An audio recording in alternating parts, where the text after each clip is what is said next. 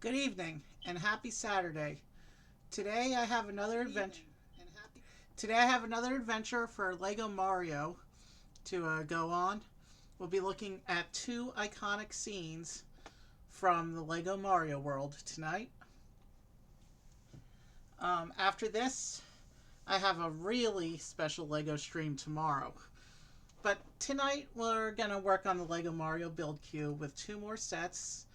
Tonight I have a King Boo's Haunted Yard, which is this one, and then the Guarded Fortress, which is this one, both of which have some iconic enemies in their selection. Um, I think we're going to start with King Boo because we've seen King Boo before, and then we'll go into the fortress afterwards. So I'll go ahead and set this one aside, and we'll take a look at King Boo. There have actually been three sets over the years, three Lego Mario sets that have featured King Boo, and this was actually the first one that was ever released. Then there was the King Boo in the Luigi's Mansion subseries, and then King Boo's Haunted House, which we did last Halloween. But this was the very first King Boo set that Lego ever made. This is his haunted yard. It's basically a fancy cemetery. Um, in addition to King Boo, this one comes with two standard Goombas and these four of these bat creatures called Swoops. So seven total buildable characters in this one, which makes this the Lego Mario set with the single largest number of character figures. Now, if you count the two spiders as well, that brings it up to 9, but I think they're just meant to be decoration. Um, so, King Boo has appeared 3 times. This will be actually, even though this was the first time they released King Boo, this was his first set, this will actually be the last of the King Boo sets that we're doing. So this will be our third and final King Boo, and each time they did him, he has a different face print. We have a total between the two sets of a printed piece count of just about 900. So we've got a nice little bit of building to go tonight. So let's go ahead and get into it. Here's the front of the box. You can see the little cemetery with the little towers around. The swoops go on the central tower in the back. You can see the Goombas with the gate up front. And then here's the back of the box, showing how you can combine it with the starter set.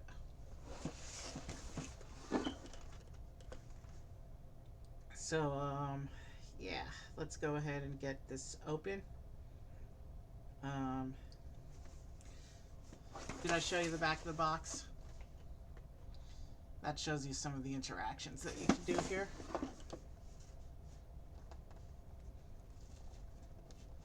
So yeah, 2 more spiders for my Lego spider collection. My last time I did spiders a couple of weeks ago, I added a spider. I think that was already number 5 for me, so I seem to be getting a lot of these sets with spiders, but this is the last Lego Mario set that features King Boo and the haunted theme, so at least that's been released so far. Who knows what the future might bring. So let's see what we have to work with here. And I know from checking the part counts that neither of the sets comes with a separator, so I pulled out one of my tools from the baggie. And let's just go over. And there should be 5 bags in this set. So here's 5. So let me just get organized here before I take those off. So, of course, here's the quick start guide, not the instructions. Early wave Lego Mario didn't have full instructions. They meant for you to build either using the app or the instructions website.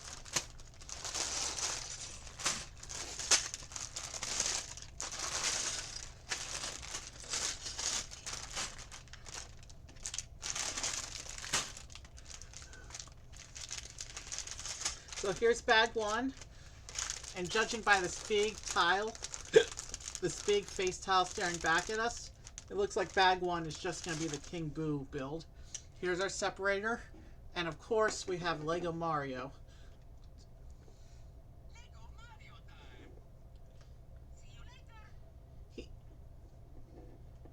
he's ready to try out the interactions as we discover them. Let's go ahead and pull up the instructions for the King Boo Haunted Yard and get started. I have 6 other Lego Mario streams in my build queue right now. I, of course, have the 3 remaining Avatar sets. I have the Chinese New Year set tomorrow night. That's going to be special. And who knows what the next couple months will bring. My Lego budget is pretty non-existent right now, but I do still have 6 more Mario streams and the 3 Avatar streams in the queue. So I do have Lego content to last me a while till I can get more sets into the queue. So this just shows us the breakdown of the set. Bag 1's going to give us, looks like just King Boo. Bag 2 is going to give us the gate and the Goombas. Bag 3 is going to be scenery. Bag 4, it looks like the main tower. And bag 5 looks like the swoops. So let's go ahead and get started.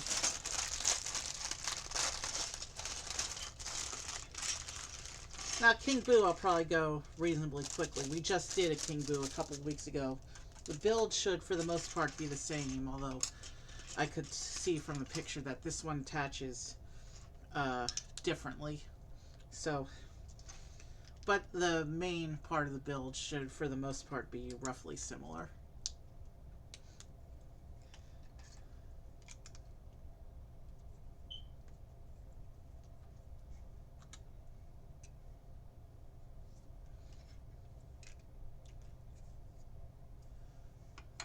Maybe it's not roughly similar. These steps don't look familiar at all compared with the other Boos. From the outside, it'll look pretty similar, except the face tile, of course.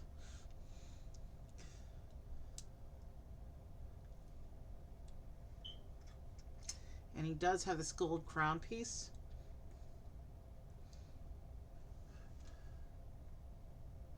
And looks like this one doesn't put a gem in the crown like the other King Boos did. This one just has this red ball shape going into the top of the crown, like this. So that's what his crown looks like, completely assembled. It's based on one of these gold lotus leaf pieces. Anyway, let's keep going with our build. We have a lot to build tonight.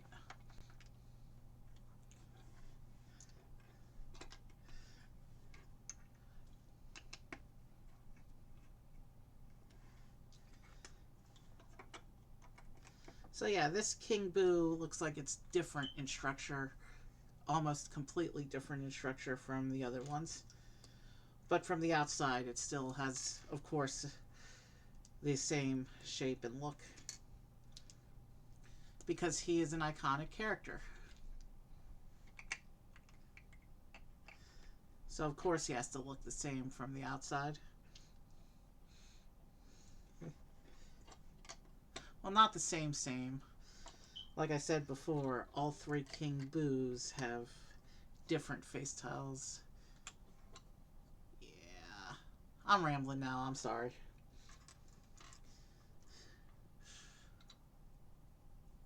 Sorry I didn't have much stream content this week, since I saw you last weekend. I actually had a little incident on Monday, got injured. I'm feeling better now, though, so here we are.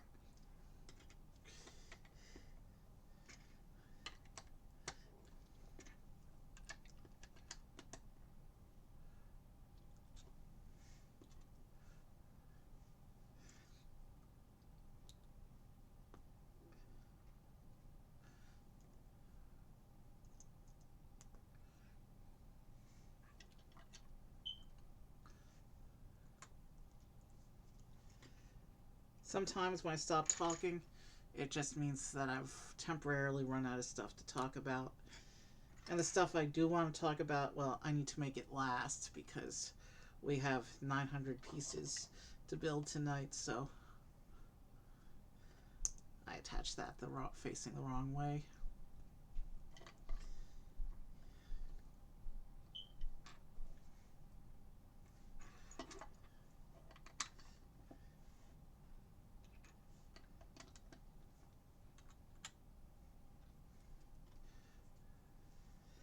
Okay, this one has these little gear tooth tiles going on it like that.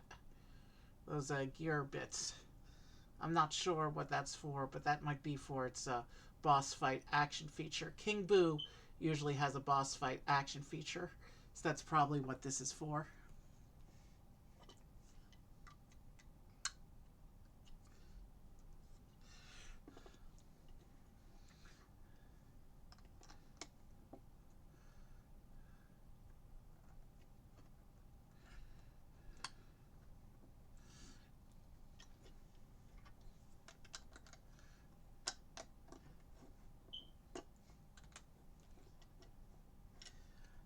And here's where we put on the big face tile. It'll just go on front. There's what he looks like on the inside. And now we just put this big tile covering over that like this.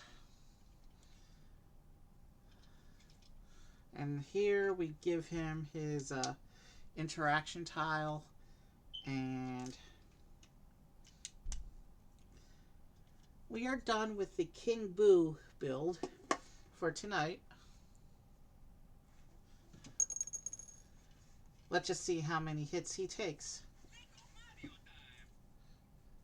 There's his tile down there. And here's the whole King Boo figure.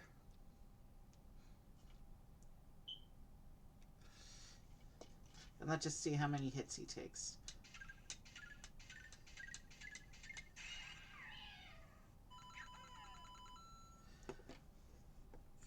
So this King Boo only takes 6 hits. The King Boo in Luigi's Mansion takes 12 hits, and I don't remember how many hits the King Boo in the Haunted House was. But this one's only a 6-hitter, so he's not as strong as his brothers, I guess. We'll let him sit over here and watch the build like I usually do with characters. And we will move on to bag 2.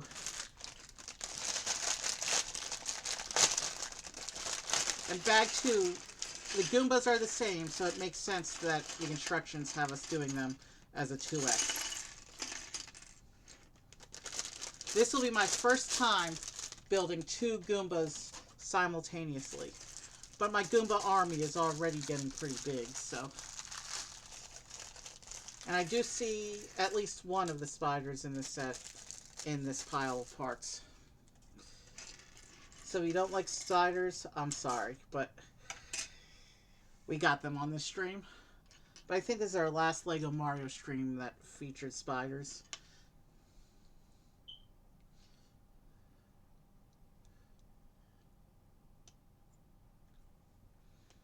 So bag 2 is starting with the 2 Goombas.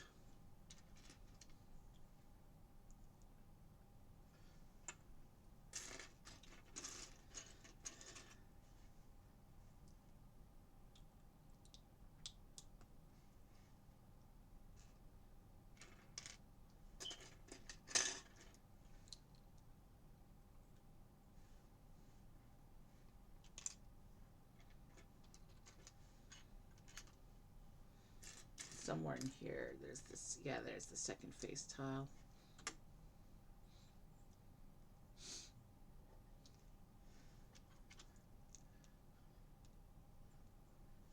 And of course, both Goombas have the standard Goomba jump tile on it.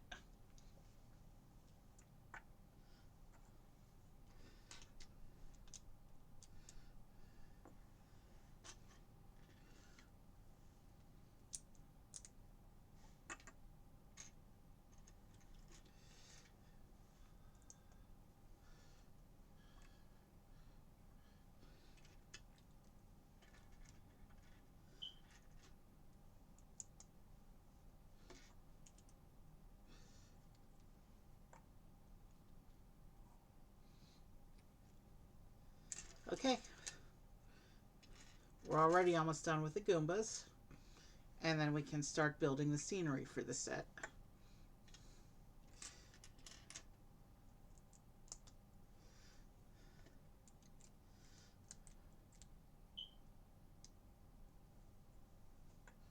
So there's 2 Goombas.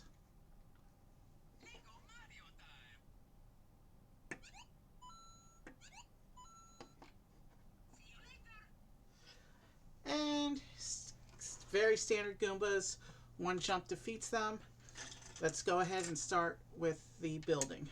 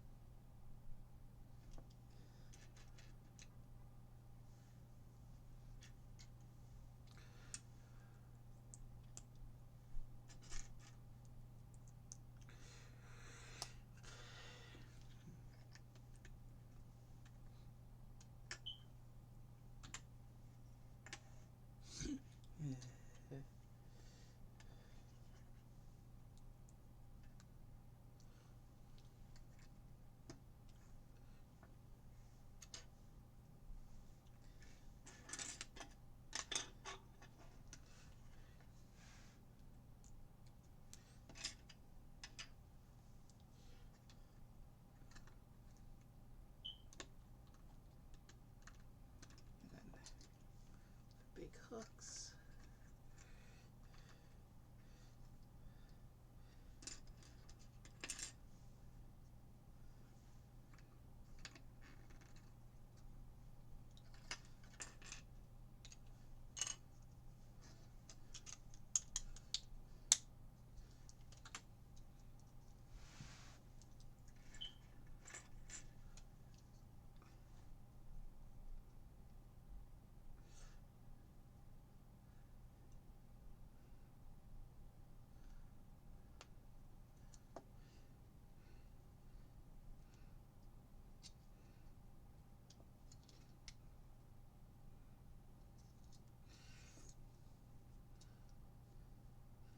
And here is the first half of the gate. Now let's build the other side.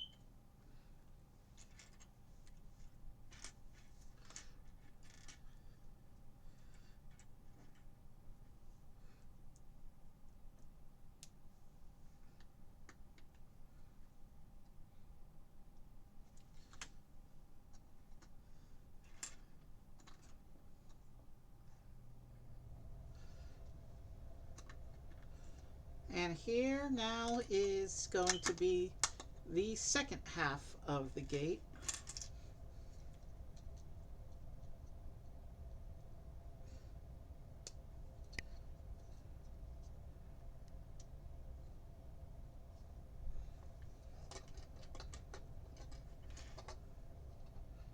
Those look like they line up.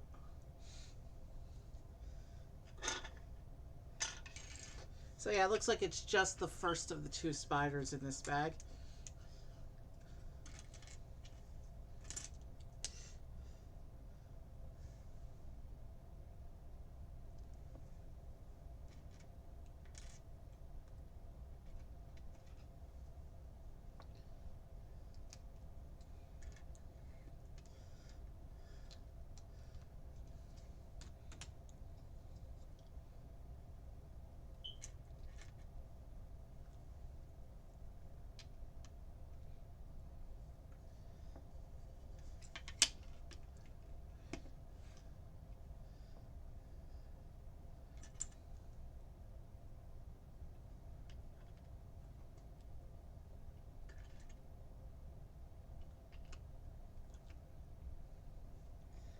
Interesting.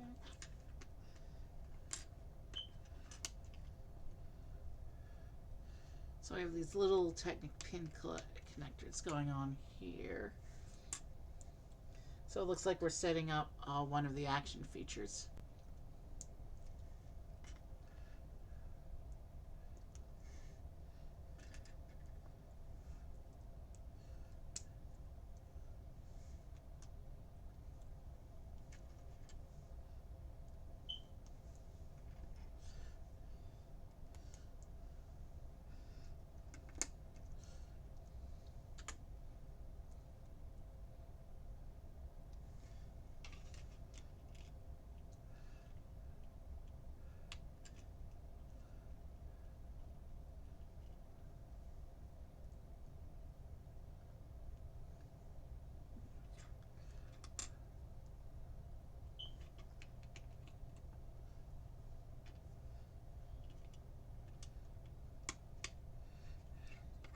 So this will close up. That's all right.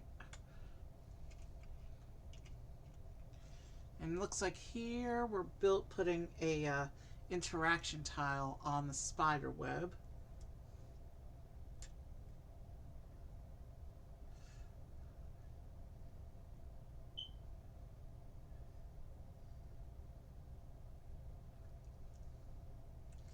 And this tile looks like it's just a standard coin jump.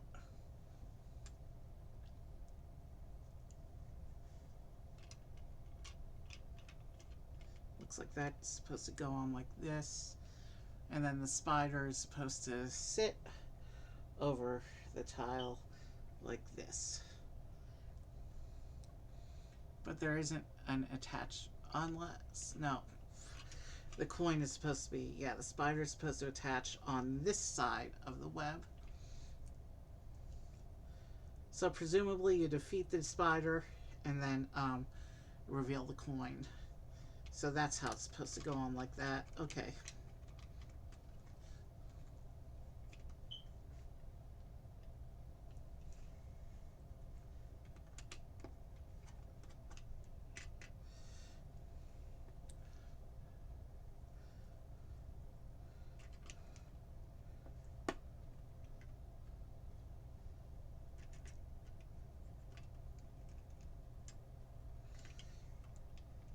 These bits hold the web in place.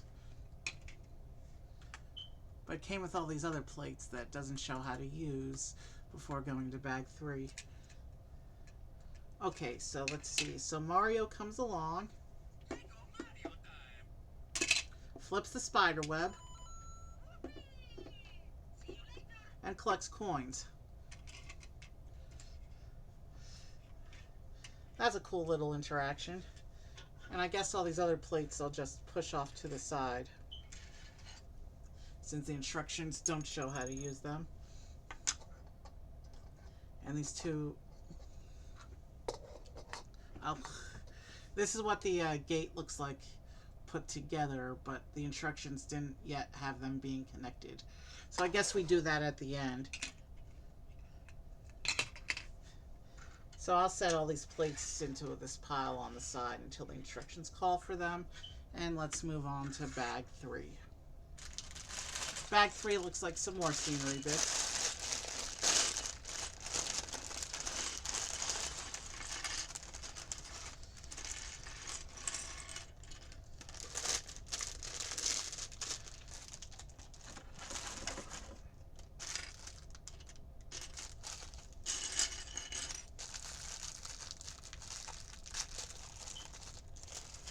There's some more spider webs here, and it looks like this bag also contains the other spider piece.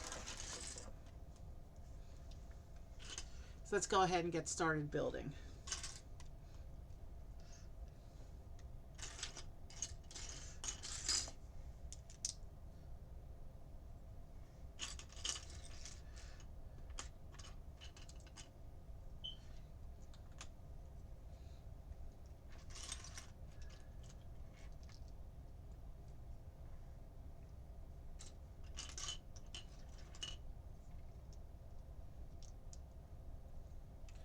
Okay, this bit of scenery uses some of those cool A-frame plates.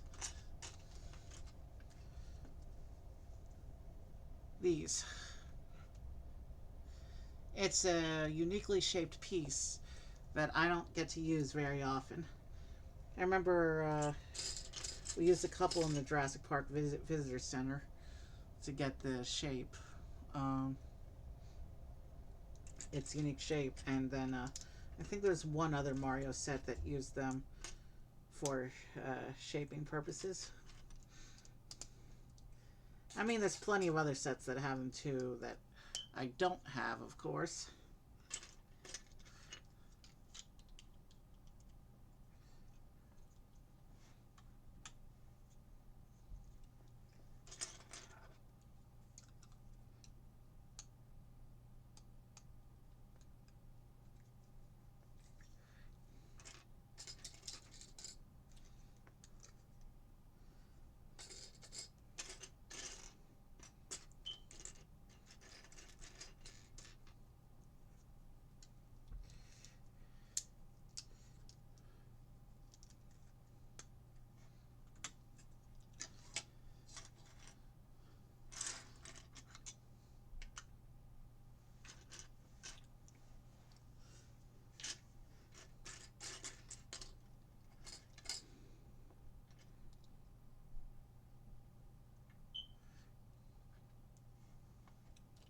Okay.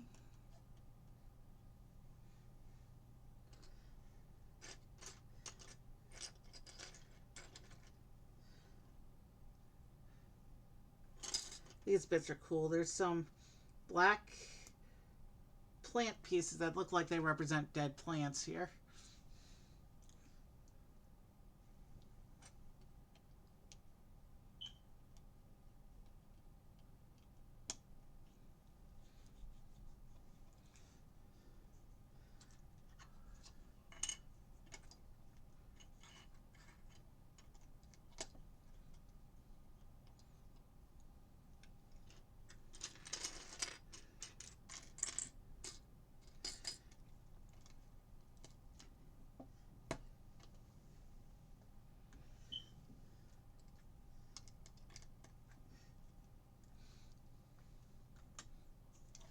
Okay, it looks like we're going to do a 2x tower now, so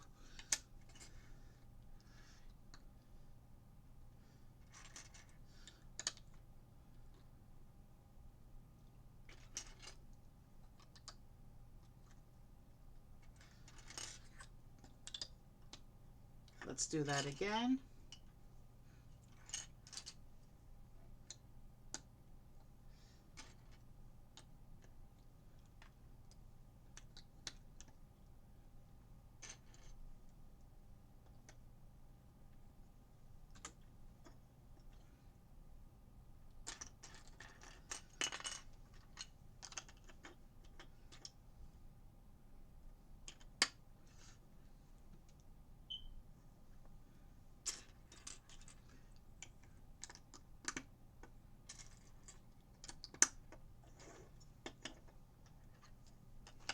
All right.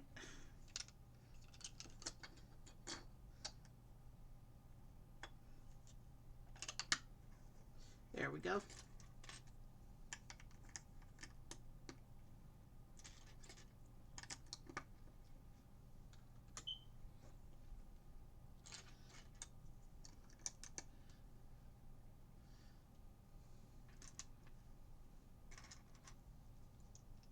So we have a 2x within a 2x. So I guess that means that this second step on this page is technically a 4x.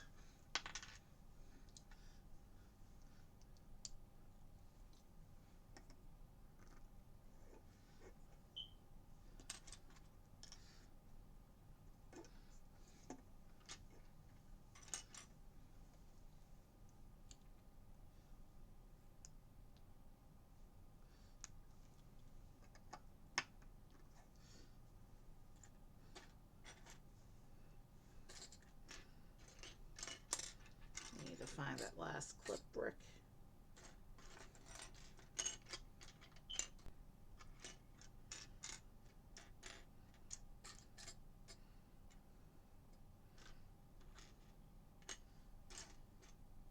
There it is.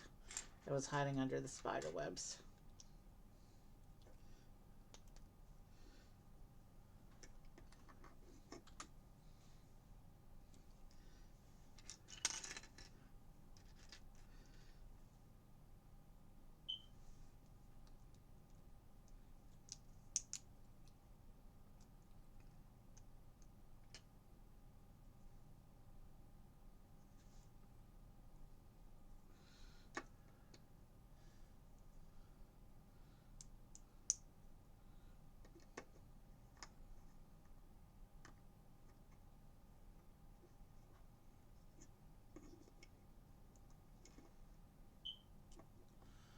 Actually, in the interest of stability, I think I'm going to put the window piece on the inside clip.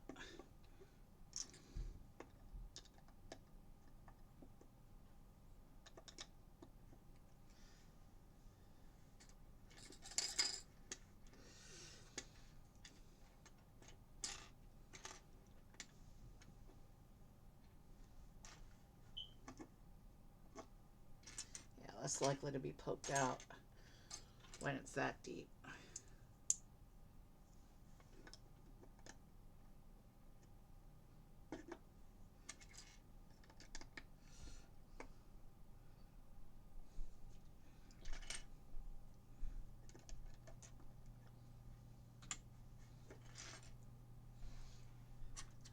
And now we're putting little roof bits onto these two little towers. Still not entirely sure what the towers represent. Maybe mausoleums, maybe?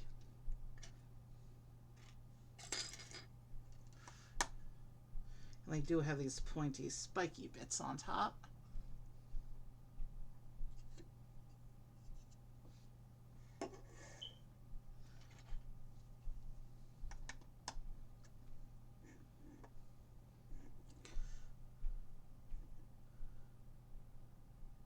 I think I'm lining these up correctly.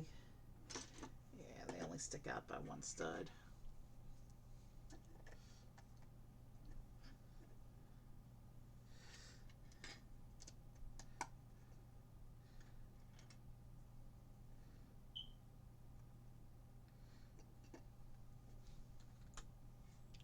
And it looks like we attach the spider webs to these things.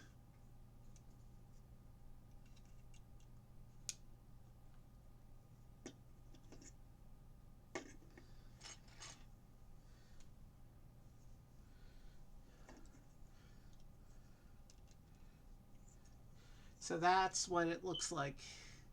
That's what the little tower bit looks like with the spider webs attached. Now let me just go ahead and get the spider webs attached to the other one.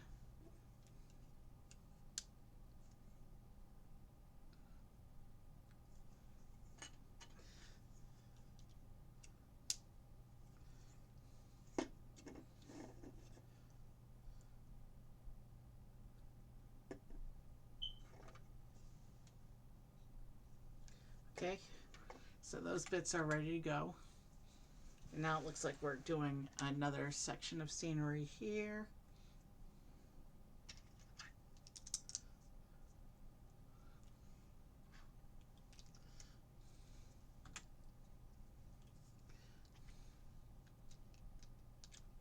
This one's also being set up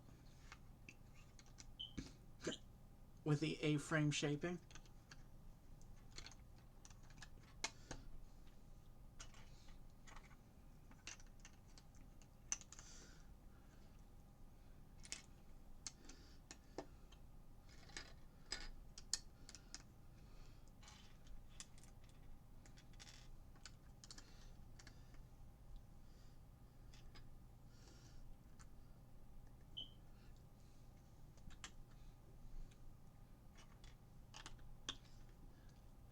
There's lots of really interesting scenery going on in this set, that's for sure.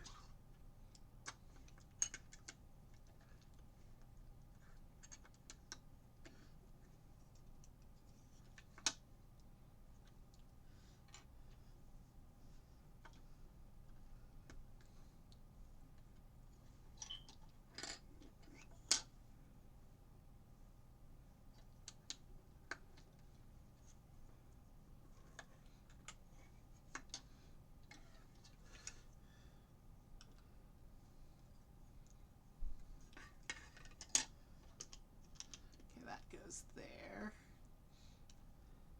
Okay, this piece has a big Technic pinhole on it.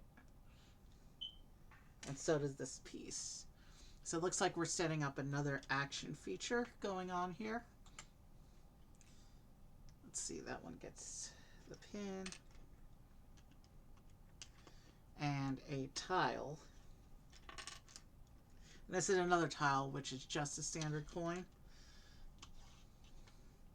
If I remember correctly, this is one of the early wave sets. So they didn't really have a lot of really fancy special stuff going on yet. A lot of the pickups were basic things like extra coins.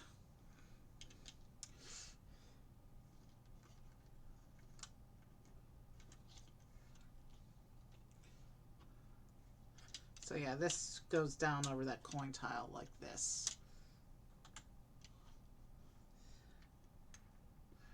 It'll be interesting to see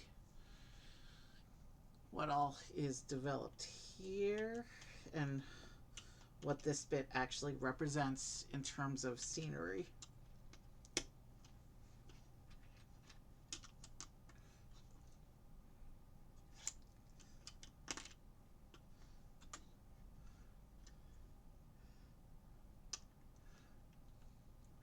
Okay, it looks like we're building what looks like it might be the bottom part of a dead tree on the action block.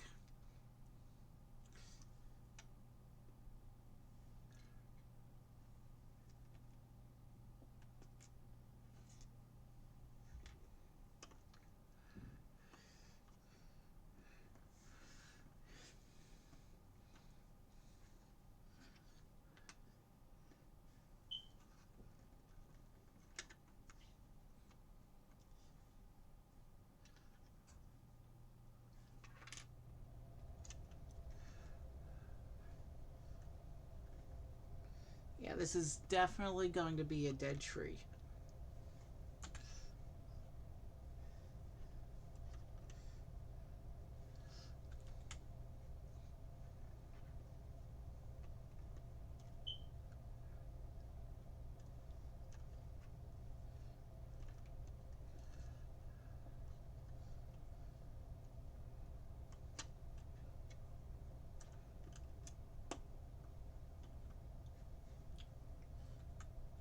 So before we start bag 4, and it doesn't show where to put the spider, the second spider, which never came up in the instructions.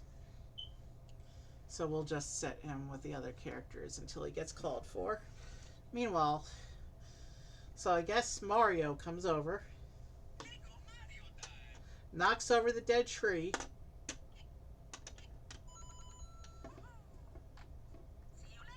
and can collect that coin in there. So this is a dead tree hiding a coin tile. Alright, let's set these sceneries aside until they're called for, and let's get out bag 4.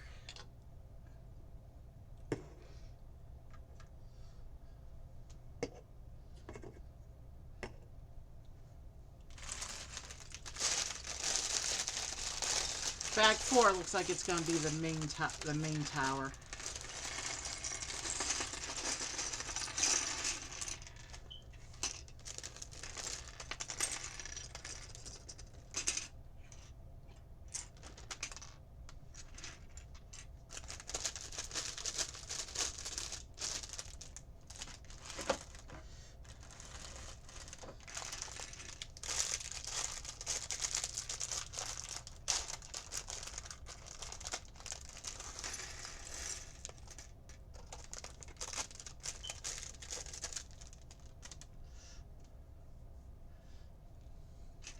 So bag 4 is going to start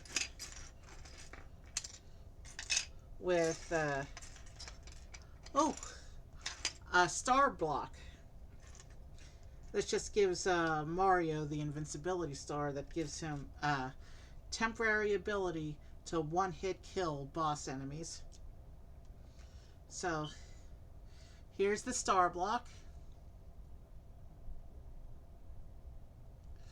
And basically what happens is Mario jumps on that. And while he has it active,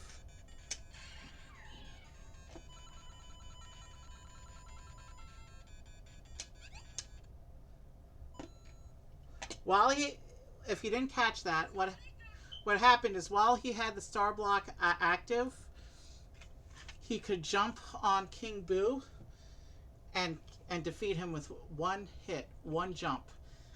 The invincibility star gives the figures the ability to one hit defeat all enemies, up to and including Bowser with his 10 hits and Luigi's Mansion Boo with his 12 hits.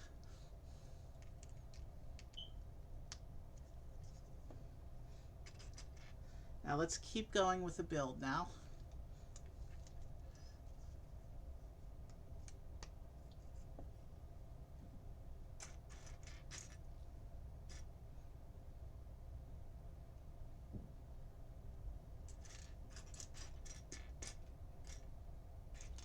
Okay, where's the other piece? Where's that other gray piece?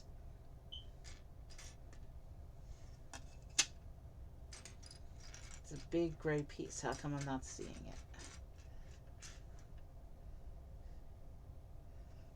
it? Did I leave it in the bag? No, the bag's empty.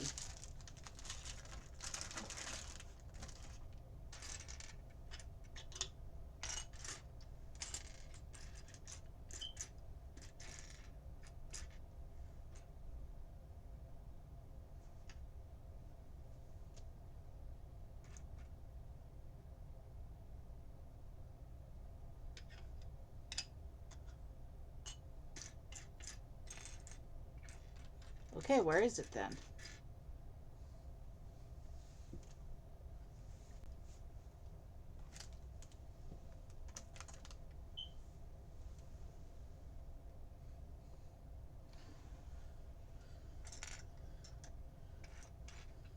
There it is.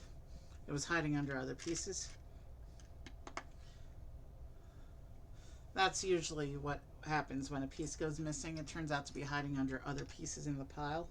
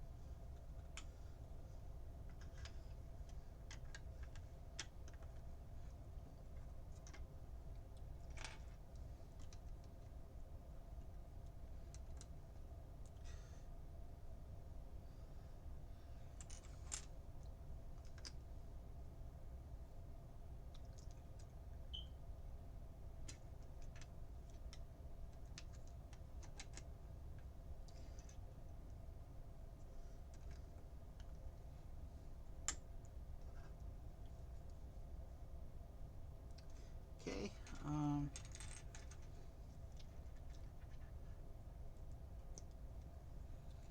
So yeah, this tower definitely represents an action feature.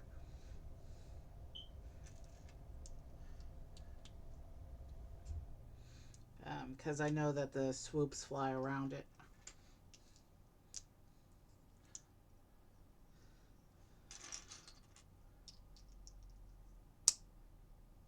I also see a couple of gear pieces in the parts pile.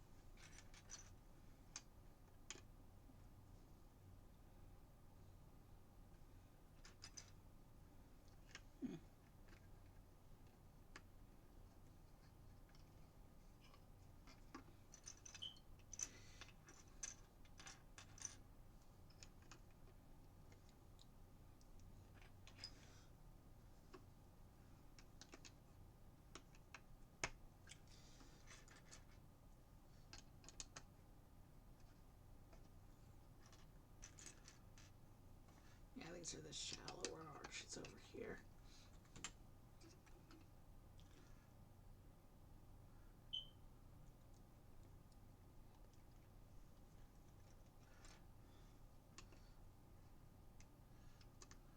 Okay, so we're about to put in the first section of the gear here. So it'll be interesting to see how it all ends up working at the end.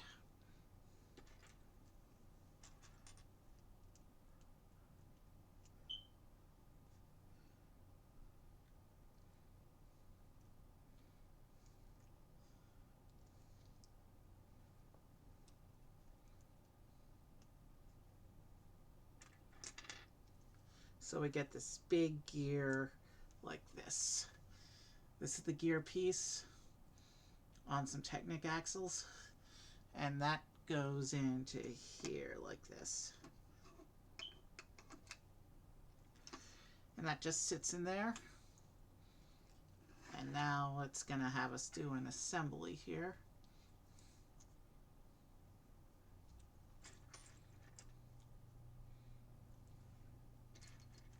We have the long pin, and then we have the standard black pin.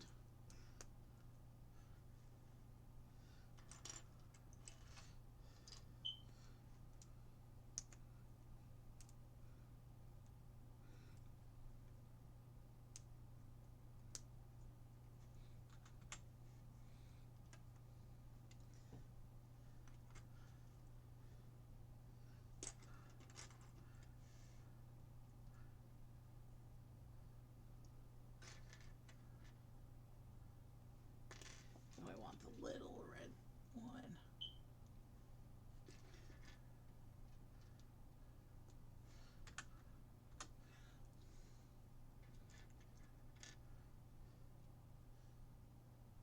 Then this piece gets a smaller gear.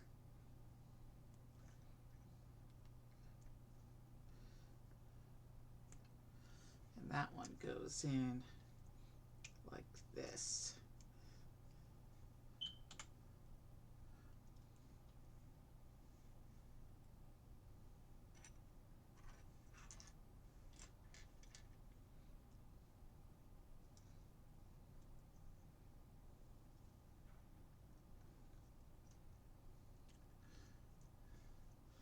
And then we have another gear set up. I think this is the piece.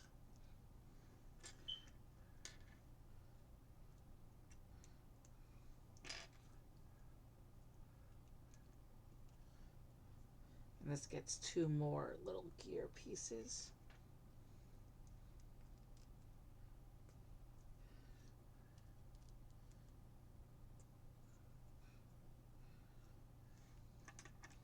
This will go over here. And then we have one of these big blue gears going on this pin here.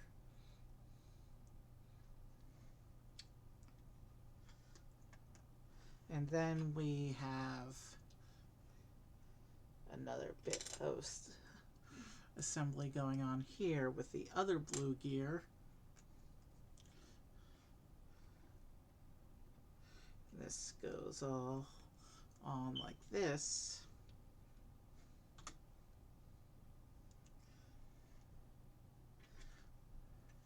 And then this closes up here to hold that in place.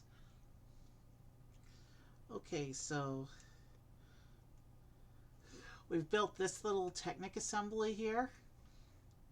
And you can see when I turn these gears, when I turn these out here, it turns these other connected gears. But this one goes back and forth and can actually dislodge the gears so that they don't turn. It'd be interesting to see how this whole mechanism develops as we continue to build up this tower. So this will go over the other gears like this. And that's not connected to the main central gear inside the tower yet. Actually, yes it is. The blue gears connect to the main central gear inside the tower. But the whole assembly is loose. And so as you turn the center gear, so you turn these bars out here, and that'll cause the gears inside to turn. But the gear, the red axles, the gears on those dislodge themselves and stop turning after a while. So we'll have to keep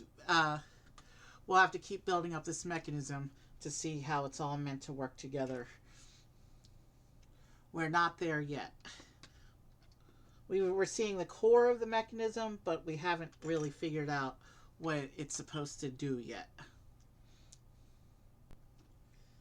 So let's keep building up the tower around the mechanism, and eventually we'll figure it out what it's supposed to do.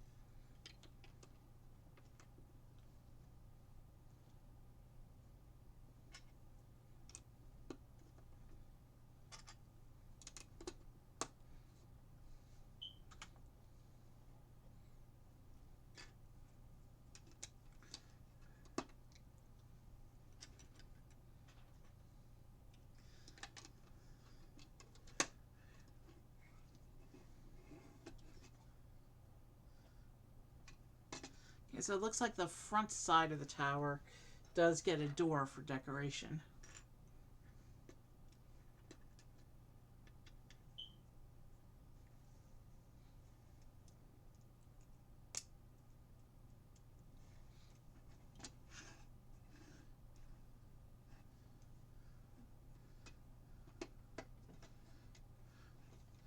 I think the door is meant for decoration and not actually meant to be functional. But you can open it and see the big gear inside.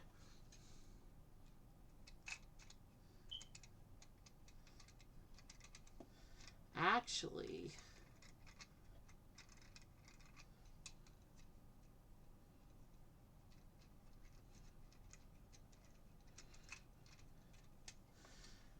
let's keep building it up and see how this whole mechanism is supposed to look at the end here.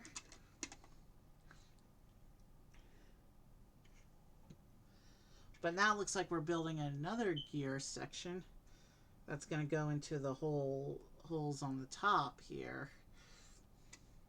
And that's going to connect in with the central gear. So now when we turn that, when we turn the sidebars, you can see this the spiral gear at the top turns with it. So that's going to be part of the mechanism too. This thing is coming together. Still not sure exactly how it's supposed to work and what it's supposed to do yet, but we'll get there. Let's keep building this up. This tower's got secrets to reveal.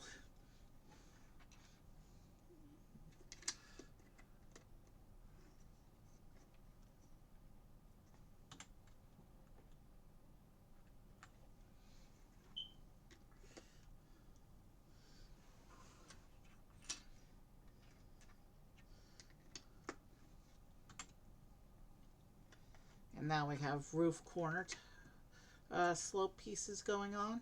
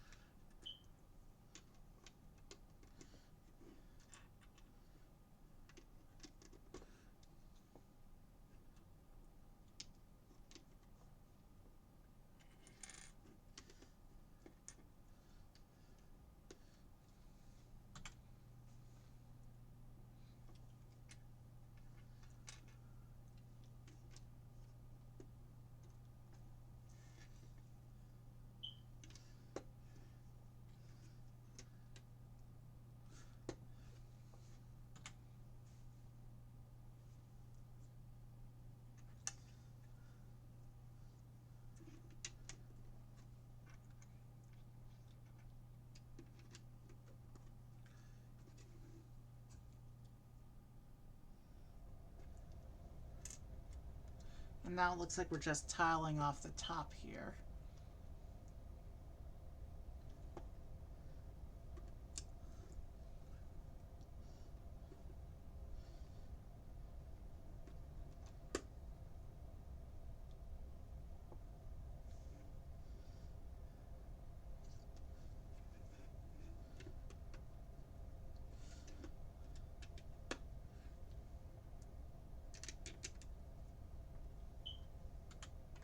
And then bag 5 is going to be finishing the tower. I guess we'll see what these actions actually do in a little while. So here's the tower so far. We know about the big gear mechanism inside of it, but we don't yet know what it does. We know it's supposed to make the swoops fly, but we don't know exactly how the whole interaction is supposed to go.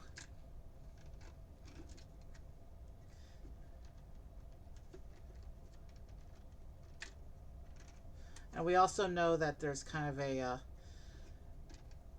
the red axle is some kind of feature that also is triggered by activating the main feature here. Let's go ahead and get bag 5 open. Bag 5 doesn't have a huge substantial number of pieces, so I'm guessing bag 5 is mostly the swoops. I'm going to set the tower aside until the instructions call for it.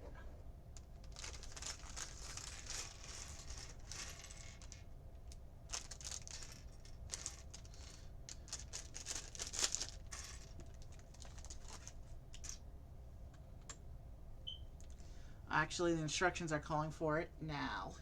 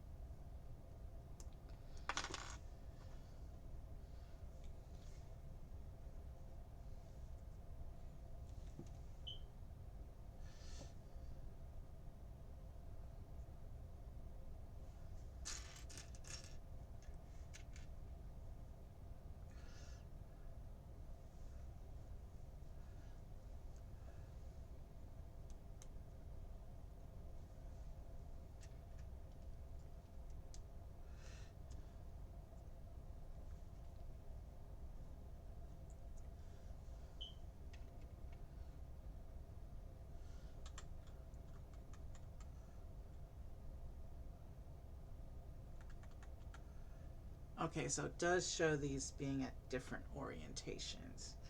So this one we want to put up this way. And it does show the swoops being built 2 at a time, not all 4 simultaneously. But that's okay because we're actually ahead of schedule for the stream right now. Did I say that? Well, there is no schedule for stream.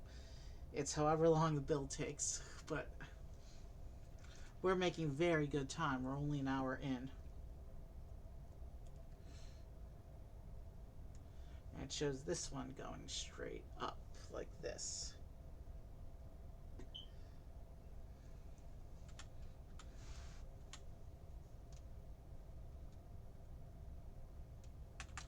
I'm going to build them 2x. I'm just going to do it the way the instructions say to do so. So here are the bars on the tower. I'll just set this aside here, which is behind the instructions, so you can't really see it, but let's go ahead and finally start building the swoops.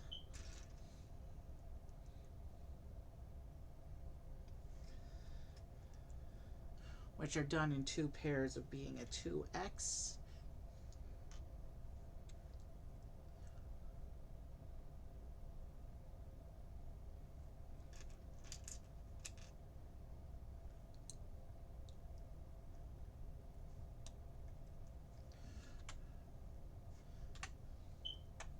It's a 2x, meaning I have to do that page again.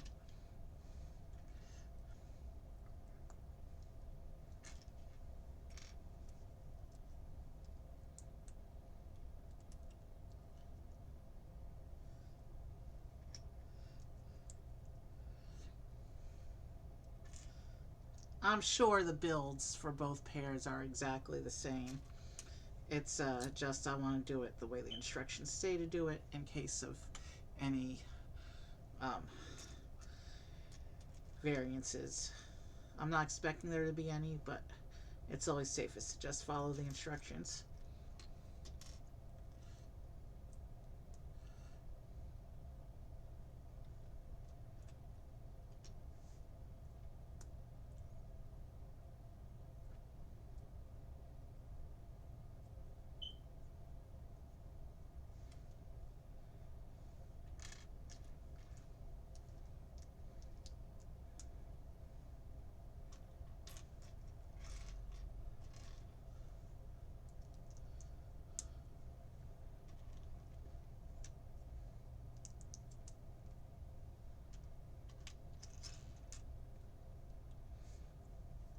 The swoops have this tile on them. That's not a swoop icon on the bottom. It actually looks like a explosion icon. It'll be interesting to see how the action feature as a whole works out at the end.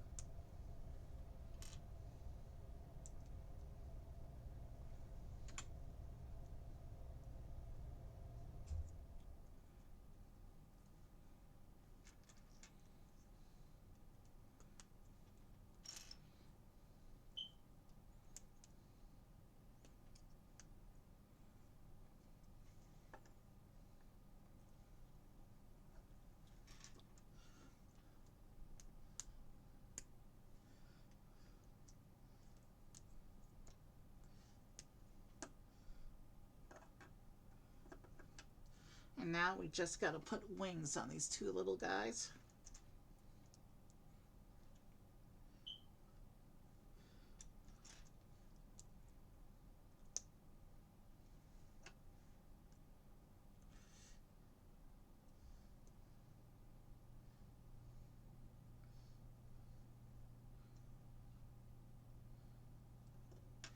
Did I not put that wing correctly? No. I did that wing as it's angled in the picture.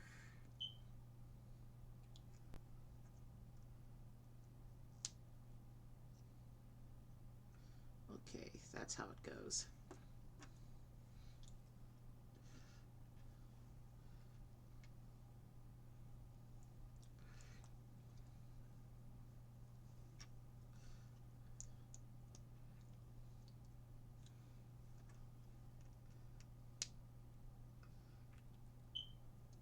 Oh, I see what's different about the swoops. The other swoop is going to have the pins on the back going the other way for attachment to the other bar.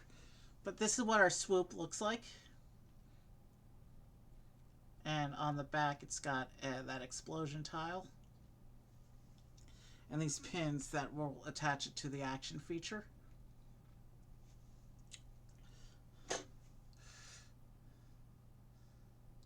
That's a pretty cool looking creature.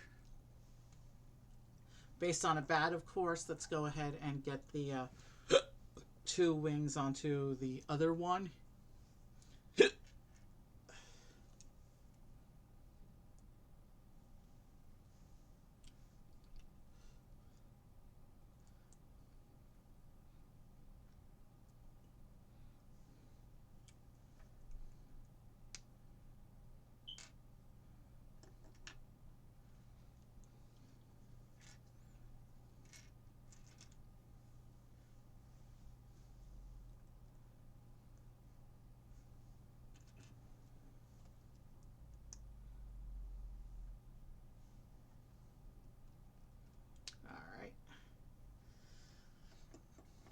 So we have the two swoops ready to attach here.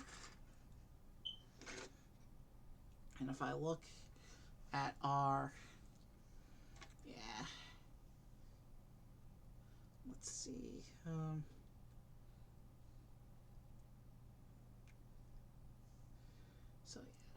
This one pointing this way. So this one attaches in like this. And then this one attaches at this end of the bar like this.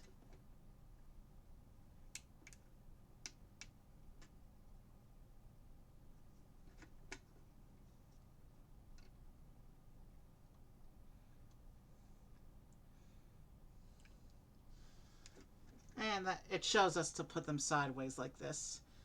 It'll be interesting to see at the end when we attach the other two swoops how the action feature as a whole works out.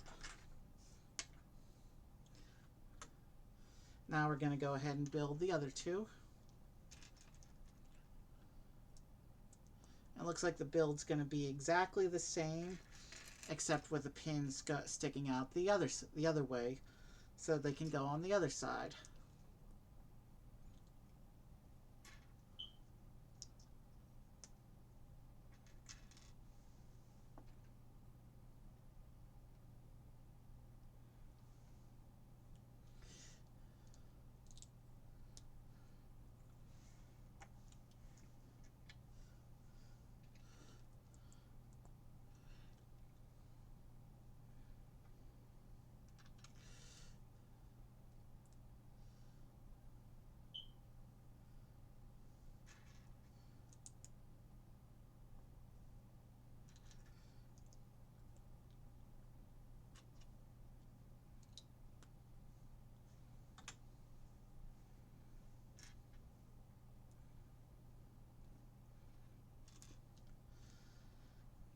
I'm just trying to speed run this pair because I know how the build goes, and I want to get to the next set. We're making good time, but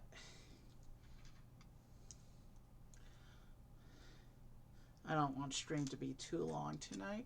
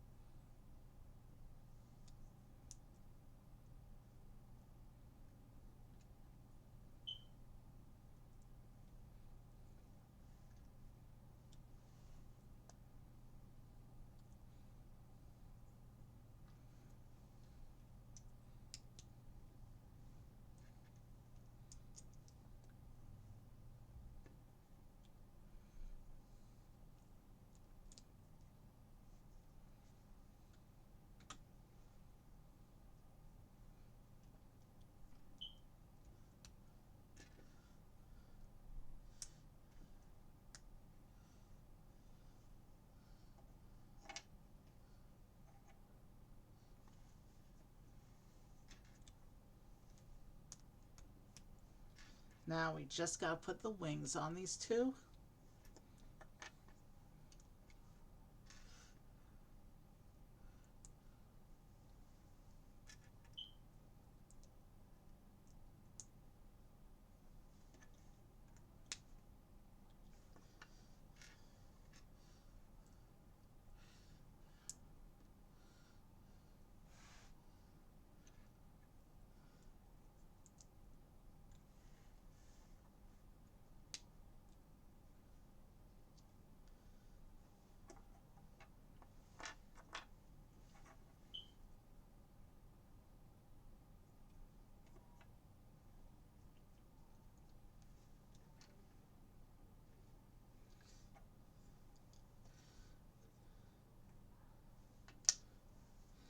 Actually, consistency and mold mark placement across all four. Not that it matters, but for those who are picky about mold mark placement, that's how it should go.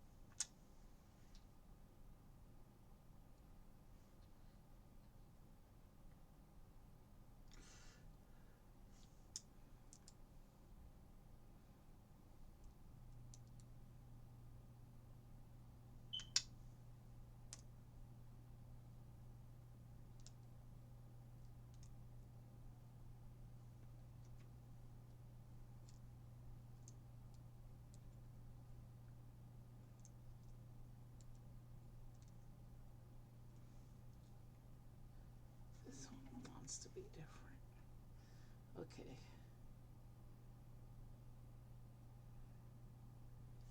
Alright, the swoops are ready to go on to the tower. It shows this one being attached like this. And then this one being attached like this.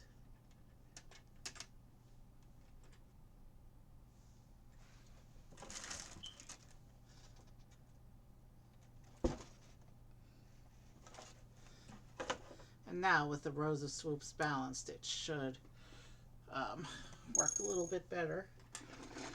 So we spin the swoops, and that'll spin the internal gear. And we still don't know what this trigger mechanism is with the red axle under tension. Now this shows us how to put everything together. So it shows us starting with the tower. And we want to put in one of these plates here.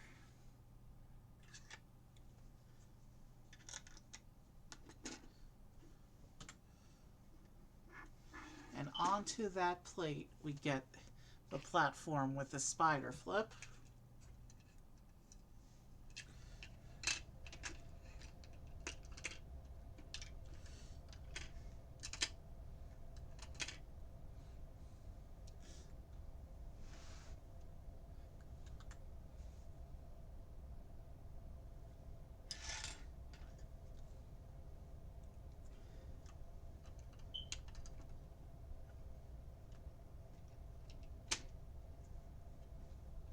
Now this section gets two more little plates. As usual, when we do multiple sets, we're going to take a quick bio break between the two sets. Okay, so there's no interactions yet on this portion of the assembly. But we do get one of the towers back here.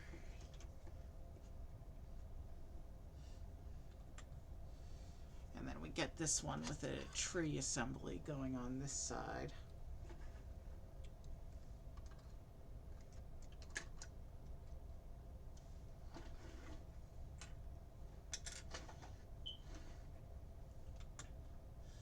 And the other tower.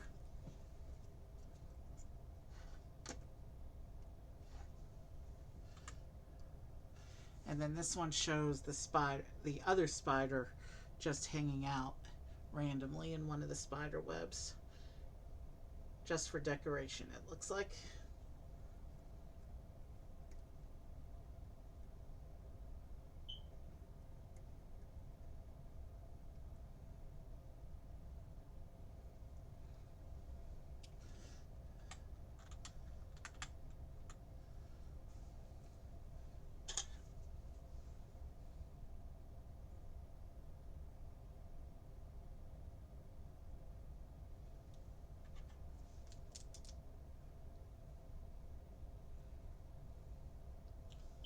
And then it shows this one.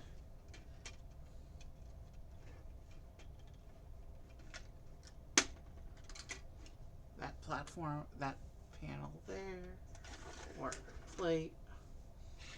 Let me pull in the characters because they're going to be set up shortly.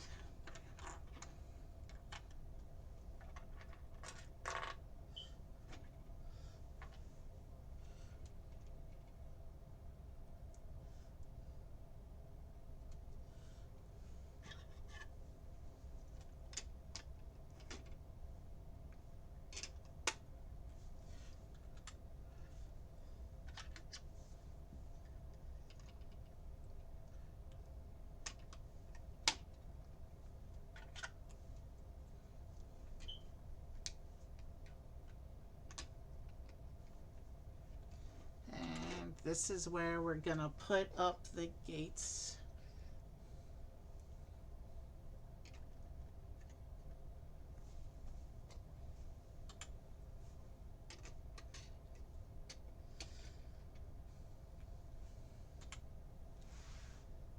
And then the Goombas stand guard at the gates, at the cemetery gate.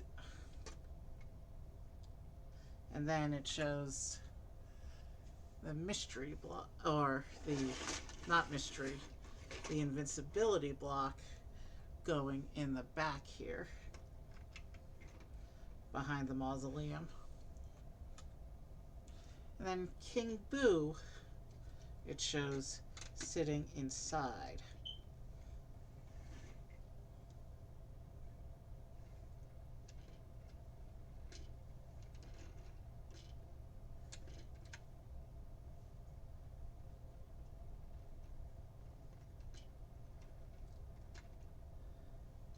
But it's not doing anything. I see the thing turning. Alright, let me see if I can figure out why it's not working here. Why the action isn't working. Because I can see the spiral gear turning in the top of the tower, which supposedly lines up with these, and is supposed to give King Boo himself some motion, if I interpreted the instructions correctly.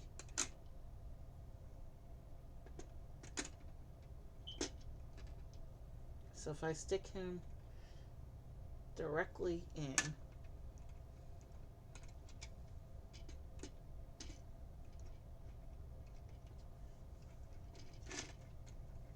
there's more tension with that.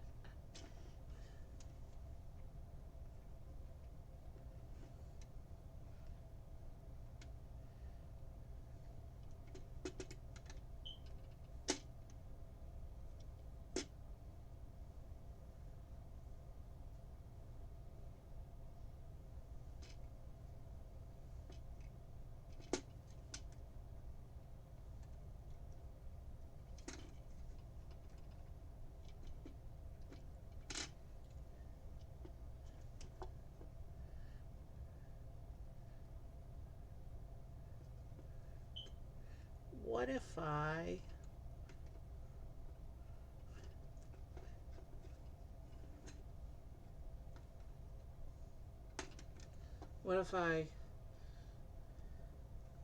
change around the layout of these tiles, maybe? And lock King Boo in place, maybe? I want to try and get this to work before we break. So if I tile over on this side like this,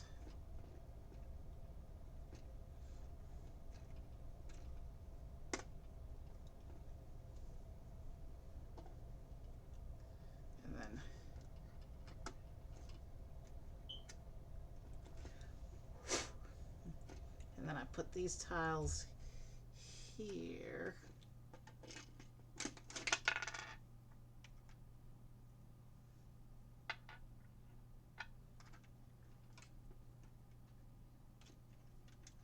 And with him already inside, put that there.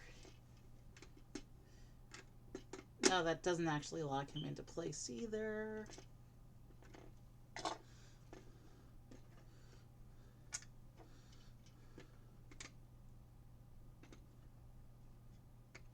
And there's not going to be clearance for the thing there. Shoot.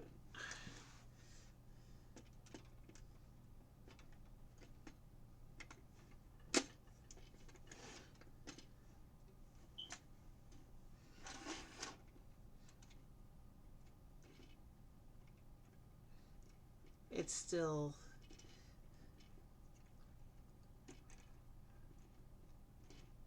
so if you spin the swoops, it does slowly raise King Boo up until he falls out, and then you can grab the invincibility block and jump on him. Okay.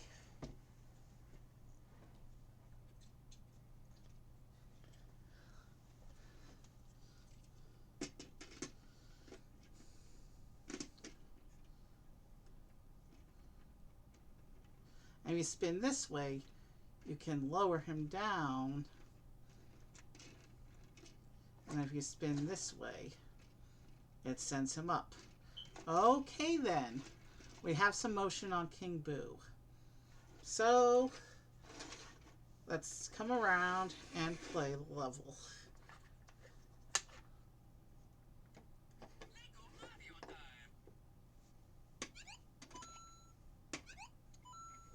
So pretend they were knocked over. So then he'll come into here. Flip the spider and get his coin.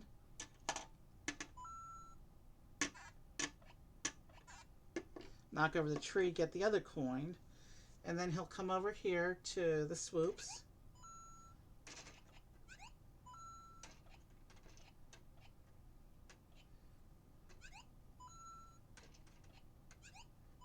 And he just keeps jumping on swoops, getting coins.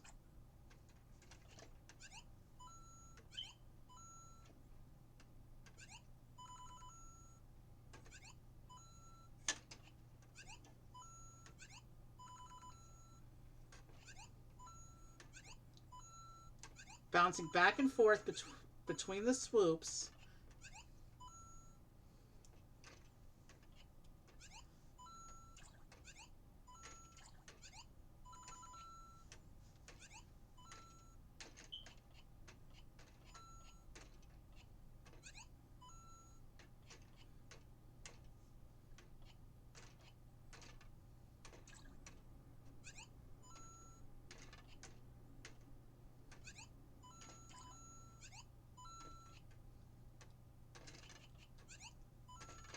Until Boo falls out and Mario reveals the invincibility star.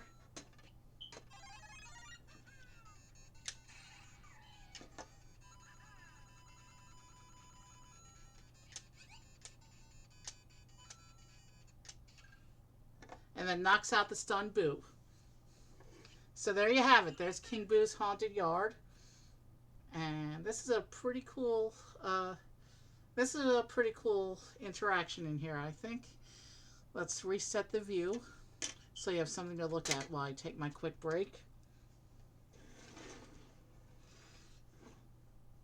And let's go ahead and put King Boo back up here.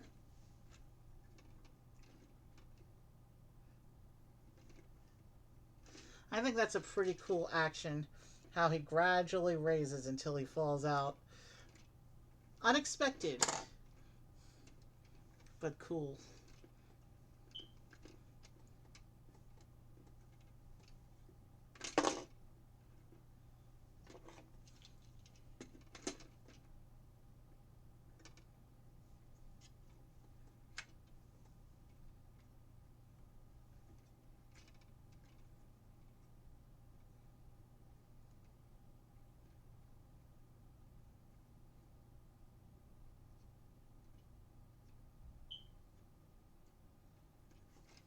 It looks like it works regardless of whether or not you have the thing, that one axle placed or not. So I don't know why that axle, although it doesn't seem to be slipping out of position.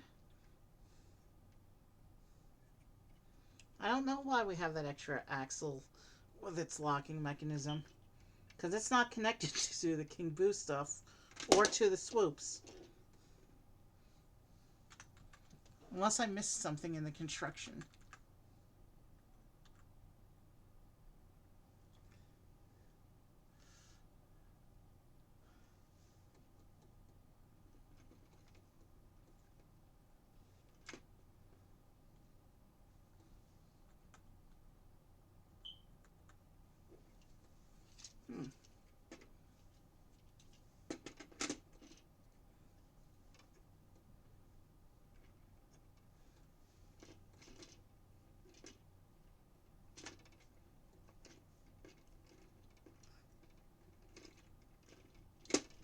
Alright, so Boo will do his floating up until he falls thing, regardless of whether or not you have that axle in that other axle in place. So I don't know why it's there.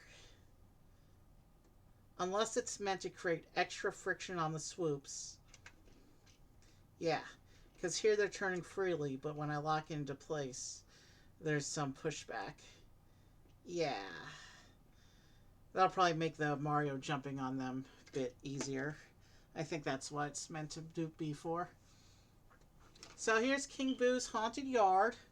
We're going to take a very quick break, and when I come back from my break, we will do the Guarded Fortress. Let's do it like that. This way you can see both what we did before and what's coming next.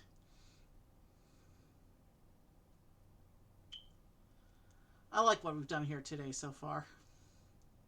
We still got one more. All right, I'll see you in a few minutes.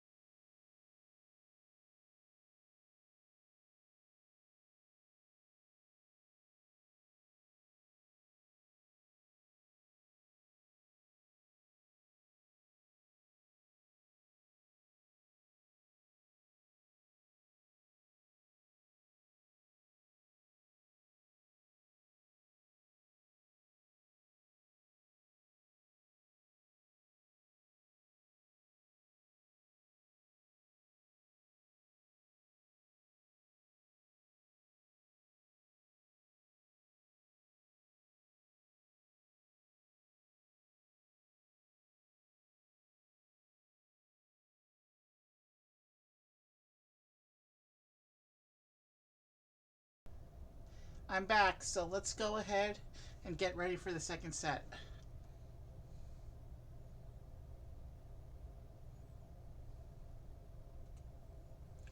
We'll be getting ready to build the guarded fortress in a moment.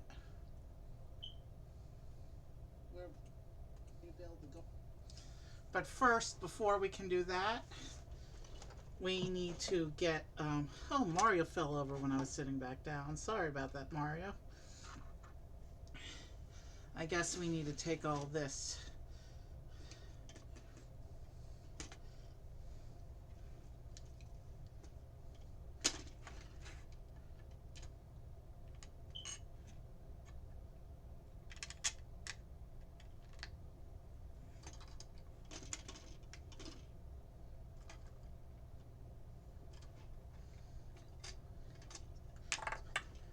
I'm trying to separate this in an organized manner so I can put it on the side table easily.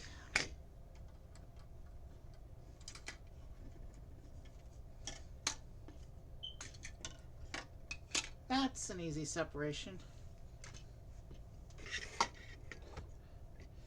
And usually when I do multi-set streams, I let the characters sit around, but I think given the massive floor plan of both of these sets, I think I'm just going to set these guys off to the side. And then as we build the characters in the other set, we'll let them watch as usual. Alright, so we have here the guarded fortress. This set is based on the little castle structure you see at the end of levels in the classic games. The structure that has the flag attached. And it looks like from the picture on here, there's a flag in this set too. It looks like this one has the standard Mario M logo, as opposed to the flags in the starter sets, which have the Bowser icon. But I think this is supposed to function as an end of level flag. We'll of course take a look at that. But here's the front of the box. You can see this set comes with, in addition to the build itself, our enemies in this set are a Koopa Troopa, and this looks like, yeah, a Koopa Troopa, and then we get the Piranha Plant, and this Piranha Plant, unlike the two sets we did before, this is just a standard enemy Piranha Plant, which isn't part of the main interactions. And it looks like it has its classic green pipe that the Piranha Plants usually come out of. And we also have a Bob-omb in the set. So this is another good set for army building. Koopa Troopas, Bob-ombs, Piranha Plants, they're all basic, iconic basic Mario troops. So let's, front of the box, as usual, you can see the back of the box here. And this just shows how you're supposed to combine it with a starter set, and also some of the actions here.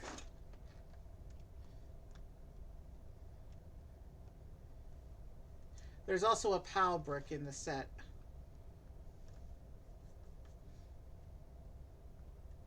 I'm not sure. The back of the box is showing a Bowser flag. I'm not sure how the flags work in this set, or even if the set has flags now. Oh, I guess we'll find out. So, back of the box one more time. Let's go ahead and get this open.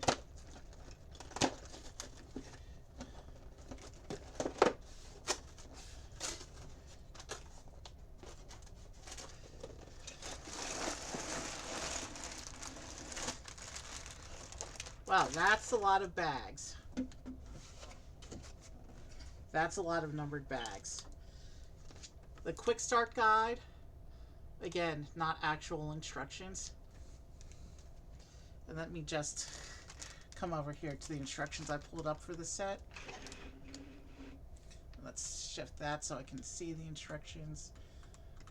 Oh, this has 9 numbered bags. Unusually high for this piece count. But let's see here.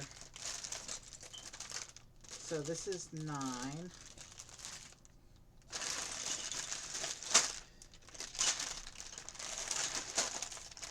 8, 7, 8.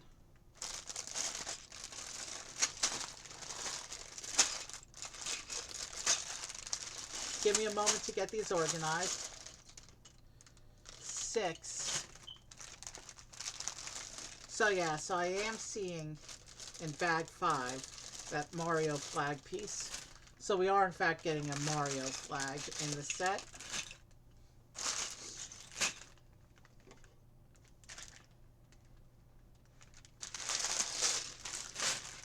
So bag 1 continues the tradition of bag 1 in the Mario sets being one of the characters, and then starting with the main builds in bag 2. So it looks like bag 1 is the Koopa, and then we have a whole bunch of scenery builds here, and then so it looks like we're getting the Koopa Troopa first, and then we don't see the Piranha Plant and the Bob-omb until the end.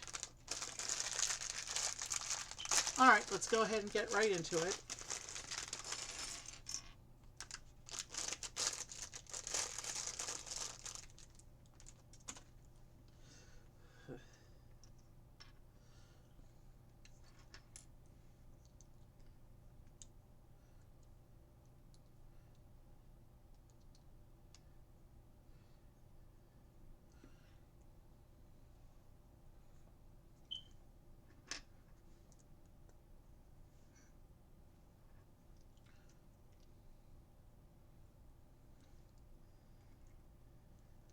Now it's a lot of numbered bags, but the piece count is comparable to the other set, so it should be another relatively quick build.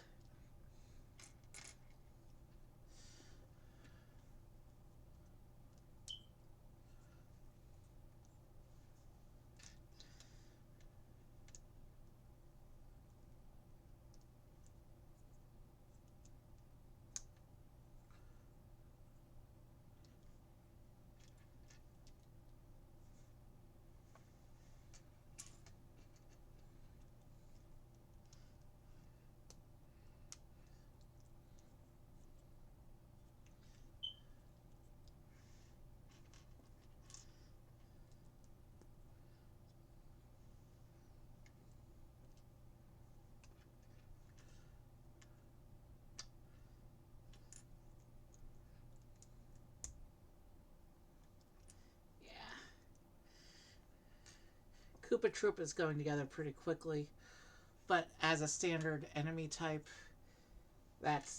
he kind of does that.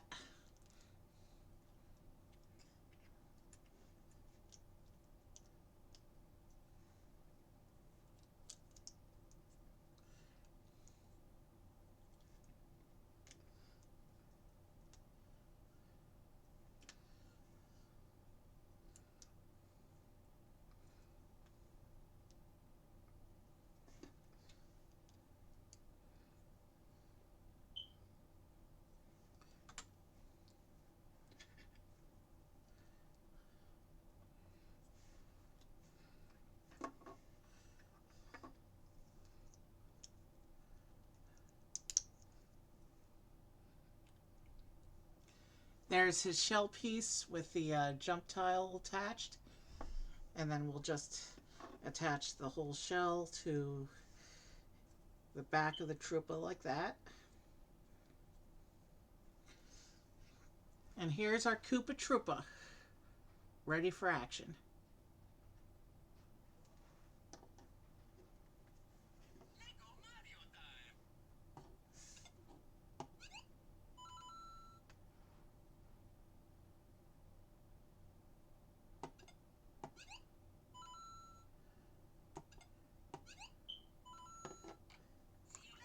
So Koopa Troopa looks like is a two jump defeat. All right, let's go ahead and get started with the main build here. We're going into bag 2 now.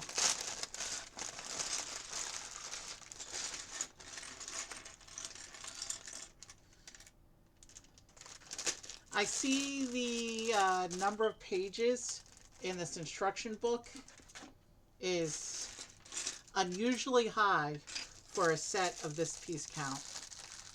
So this may be one of the ones where they have inefficient steps, where it's like one piece per page or something for some of the steps. We'll see how it goes.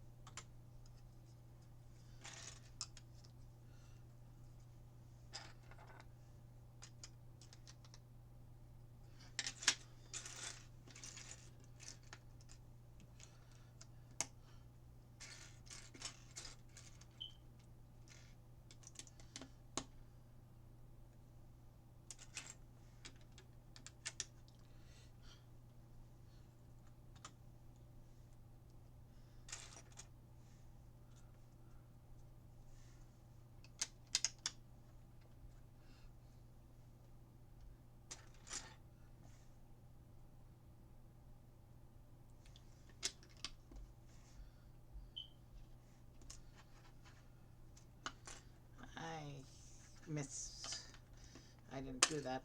I didn't put that part on correctly.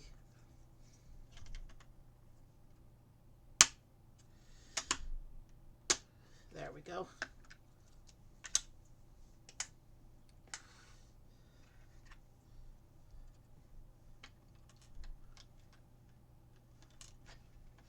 All right, let's keep going.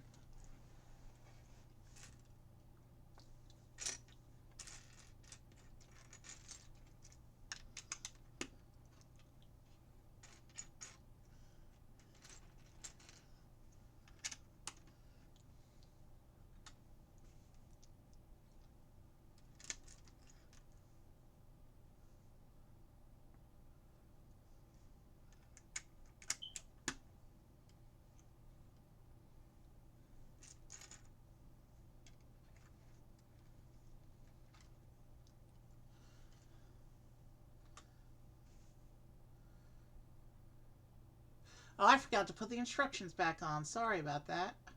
Okay. Situation resolved. Sorry about that.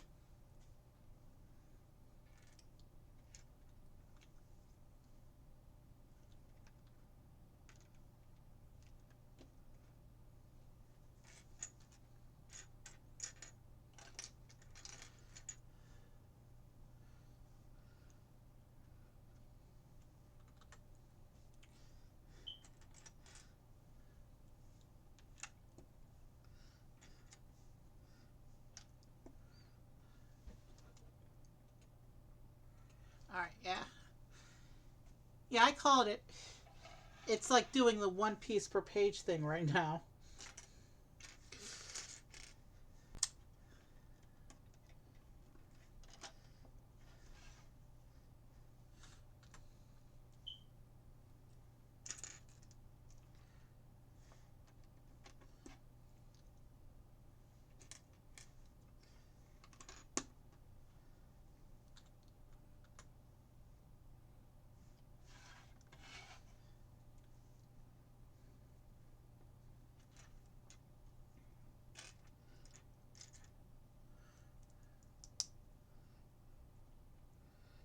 Okay. Sorry, I've temporarily run out of stuff to talk about again.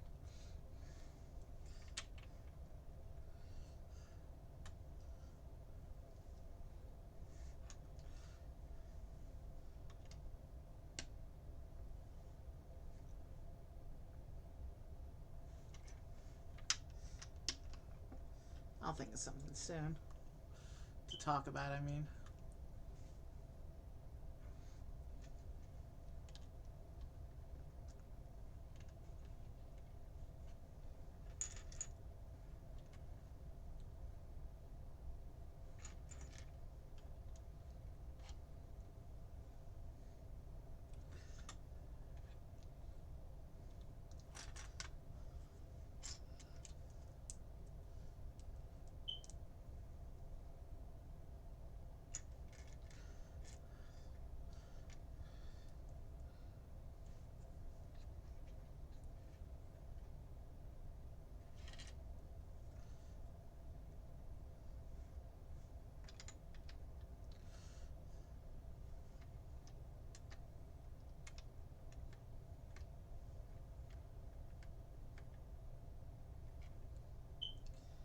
Okay, looks like we're setting up an action feature.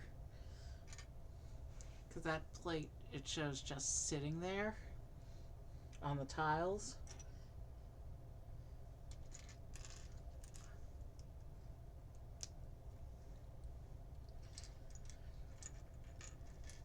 So hopefully this little assembly we're doing will start to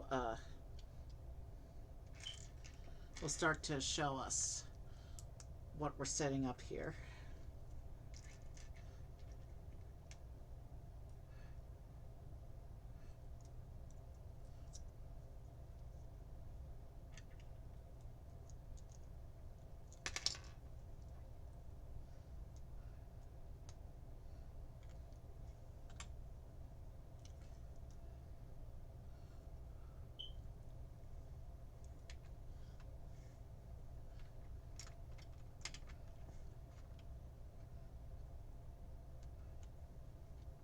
So that goes there.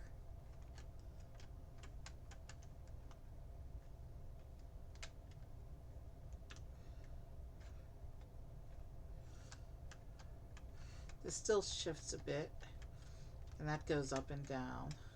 You push that in, it goes up. You push this, and that goes out. So let's keep going and see what ends up going on here. It looks like we're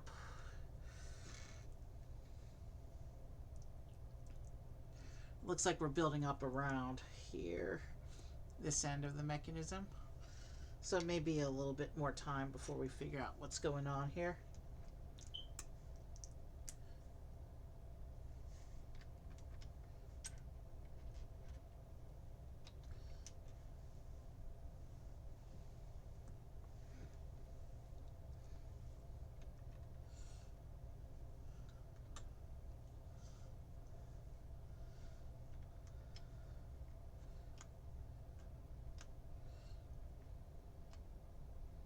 And it looks like we're getting the POW block.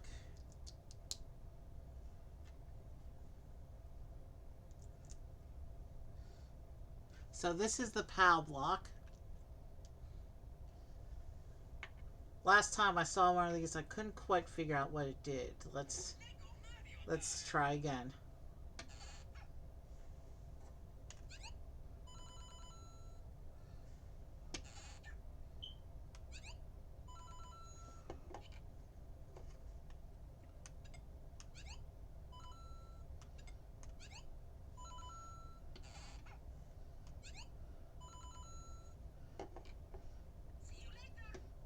So apparently having the POW block turns the Koopa Troopa from a 2-hit kill enemy to a 1-hit kill enemy.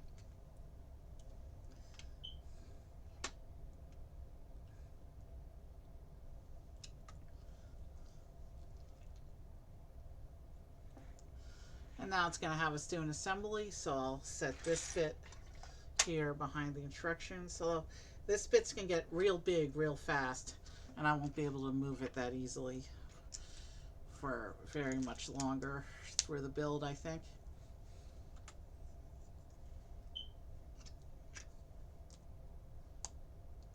There is a tile on this section as well.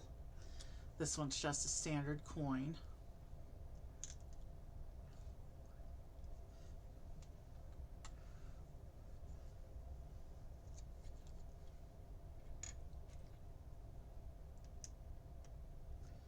So it looks like we're building a door for the fortress.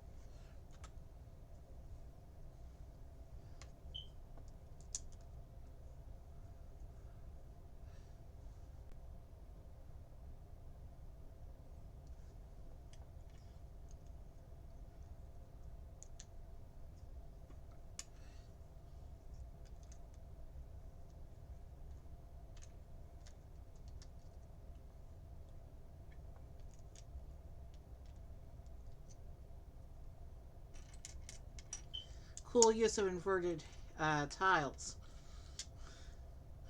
That just means tiles that have studs on the back instead of anti-studs on the back. So you can tile off bottom surfaces of regular pieces.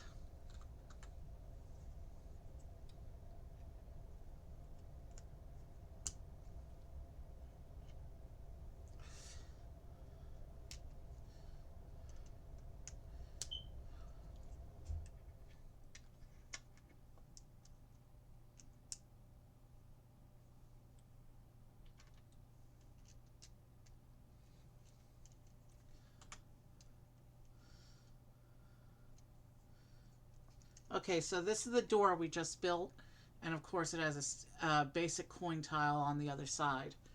So it shows this being attached on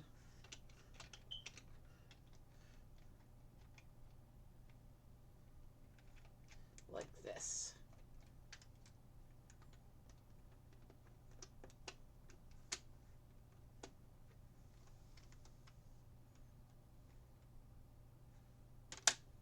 Oh, I see. Okay, so we're going to, now that we're back on the main assembly, I'll pull this out. But, so the door starts up like this. And Mario can jump on the POW brick. And what it does is that knocks down the door to the fortress and turns it into a little bridge, revealing the coin tile for him to jump on, and makes into a little bridge. So yeah, that's how the POW brick works in this context. I'm going to leave it down because I think it'll be distracting to keep accidentally knocking it down throughout the course of the stream. So let's just leave it down for right now while we build.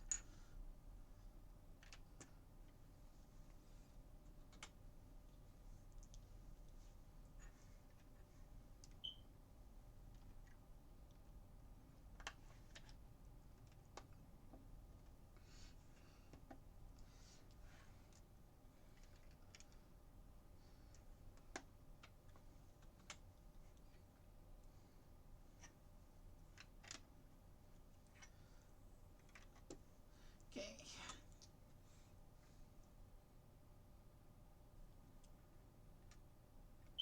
Oh, it wants these red bricks to have the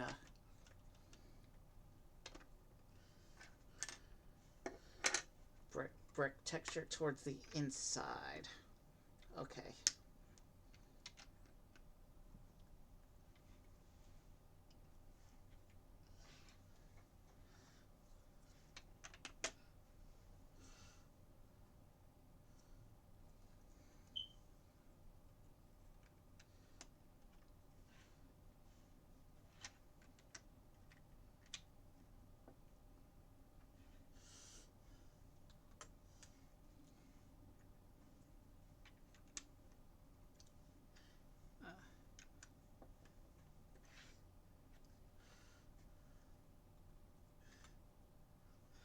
We still have this leftover green plate, though.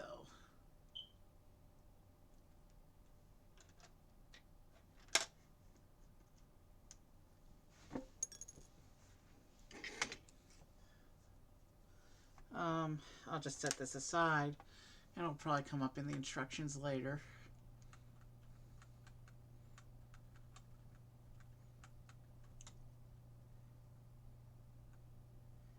Yeah, I'm not seeing any place for it to go right now.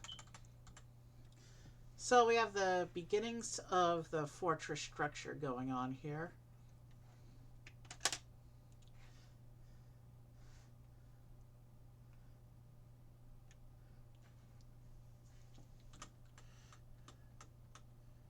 Let's go on to bag 3.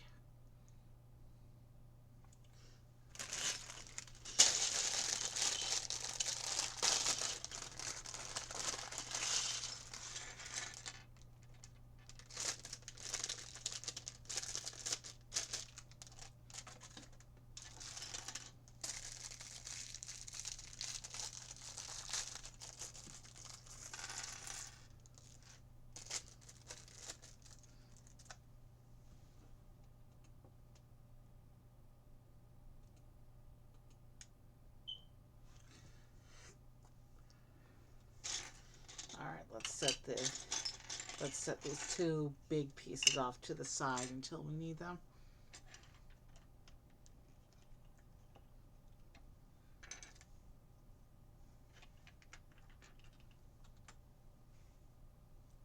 Which is right now.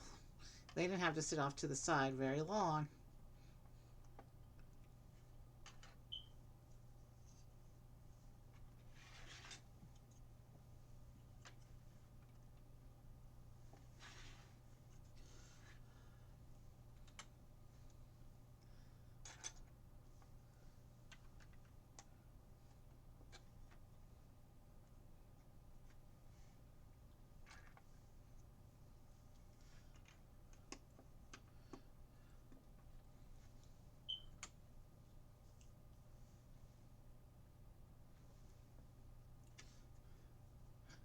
The parts pile for bag 3 itself isn't very substantial. So it looks like bag 3 is going to be pretty quick in terms of how bags go.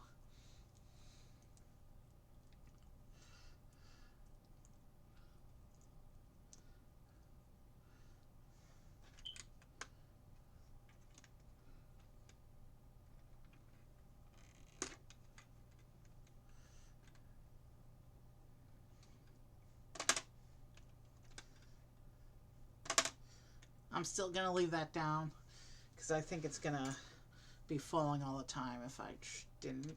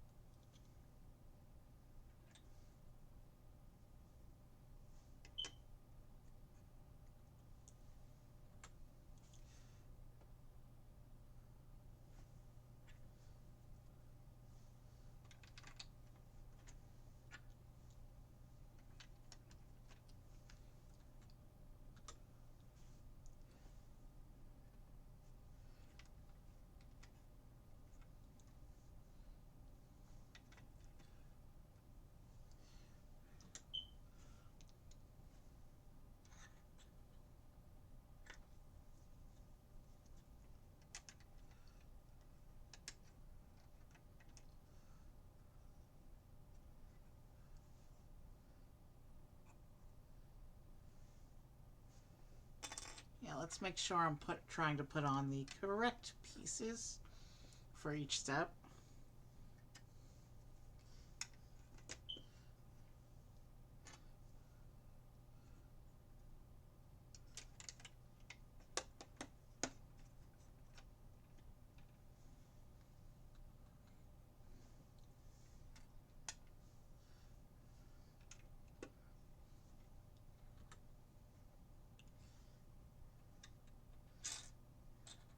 Now it's time for these slightly bigger pieces.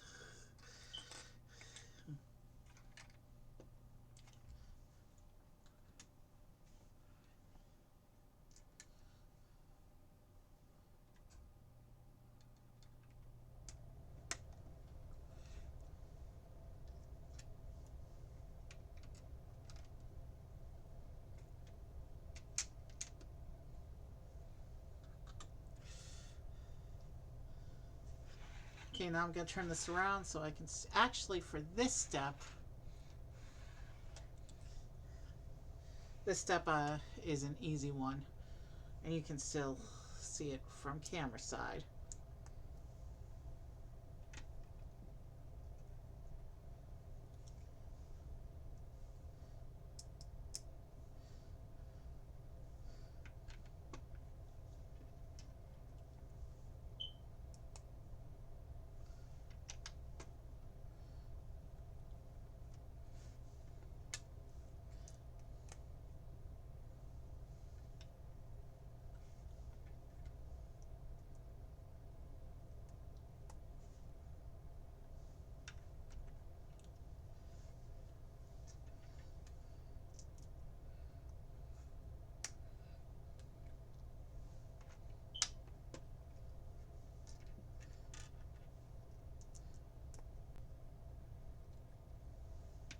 Now let me just check and make sure I pointed those textured bricks the correct way. Yeah, we're good. So now, with the whole wall in place, now the door collapse looks even more better. Yeah. So bag 4, we're adding up the second layer of the tower. It says to set this one aside, so I'm just going to set this over here.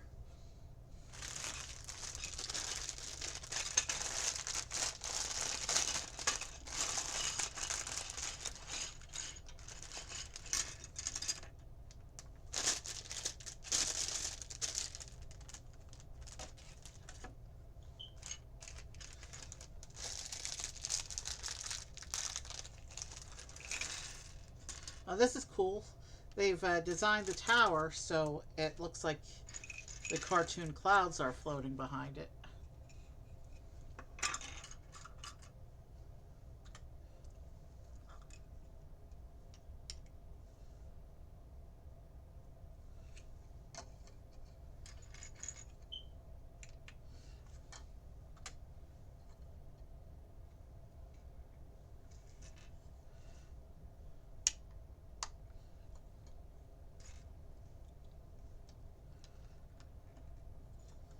Yeah, it's a lot of pages in this instruction book, but we're going through it pretty quickly.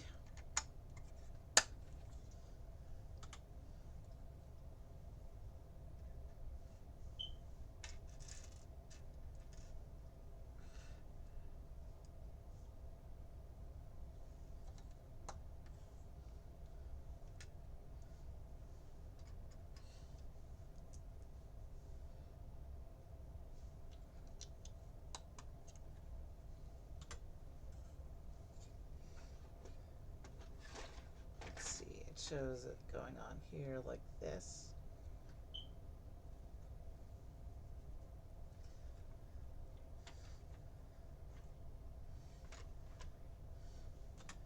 And then we just have to build the other side tower.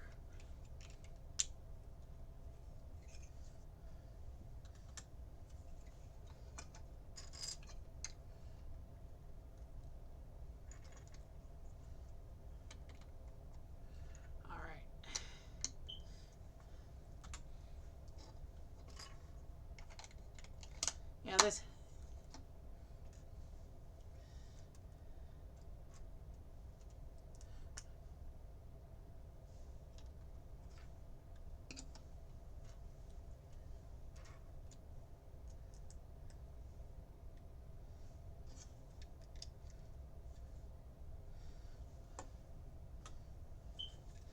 that goes on here like this.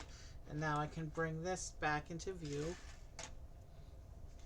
as we continue to build up this scenery some more. So the main part of the fortress looks like it's mostly together so far. And now we need to start putting together the cloud sections.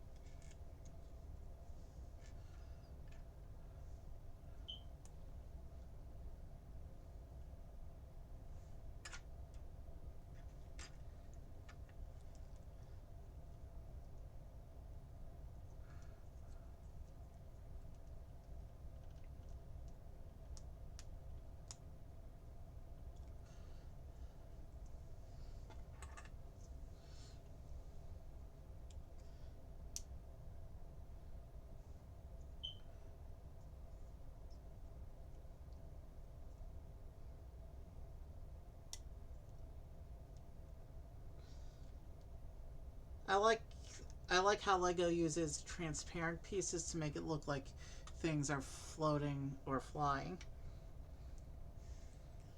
So let's see, we're looking at from the back. So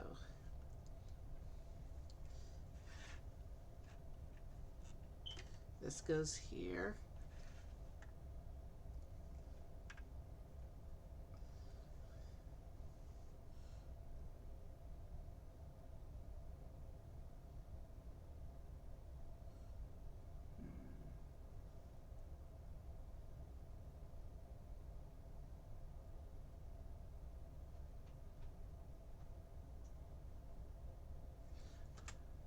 Now we got to do the clouds for the other side.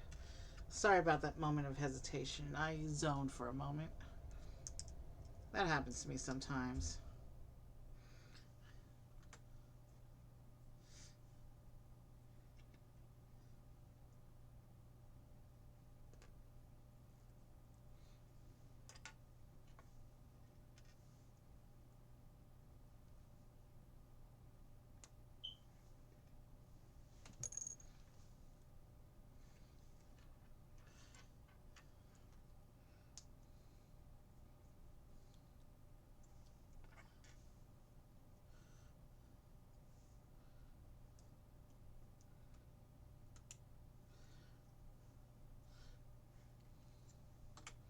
So yeah, the clouds go up on this side of the fortress now.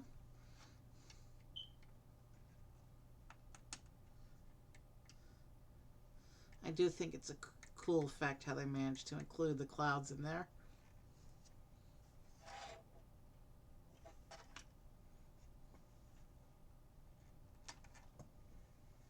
That was not supposed to happen. I was trying to make the cloud go a little bit higher. I was trying to adjust it so that it would match the cloud on the other side. And it just went flying off. So let's fix that cloud.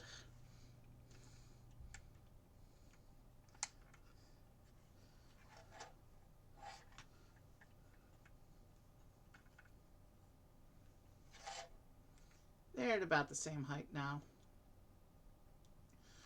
Pretty close.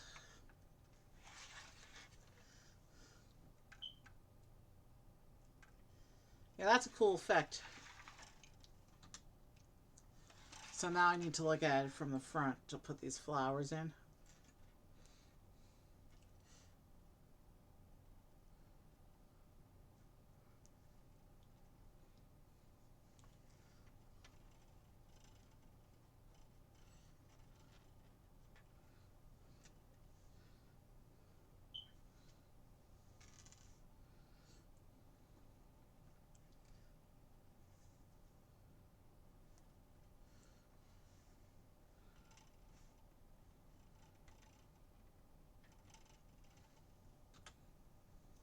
And we also get a little bit of a tree here. one of the cartoon trees.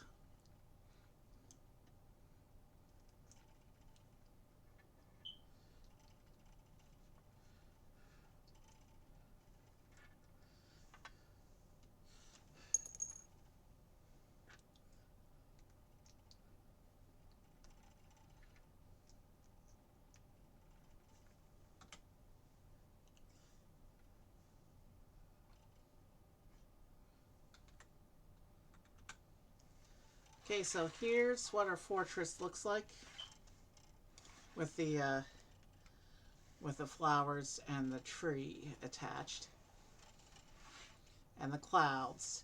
The scene is starting to come together well now. And this is going to be too big to move. It looks like most of the builds, it's going to be a focal point for most of the builds going forward. So let's get bag 5 out.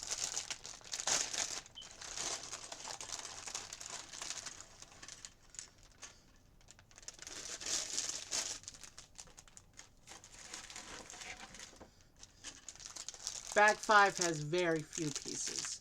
It looks like bag 5 is just going to be this flag assembly.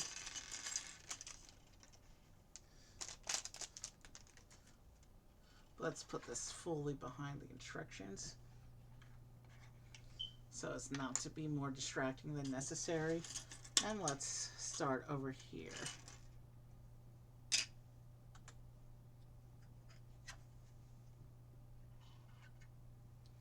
So here's where that little plate from the earlier bag comes into play. That goes right on like that.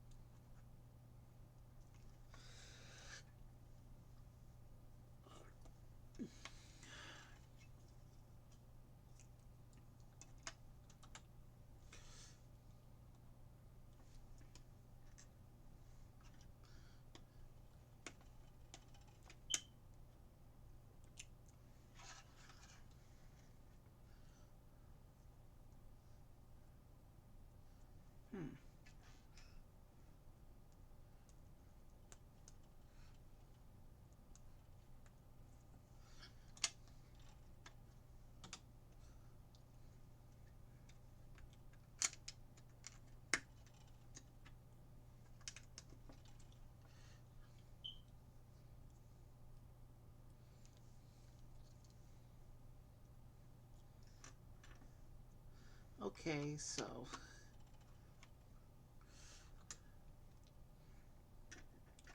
looks like the flag platform is going to be an action feature. Yeah,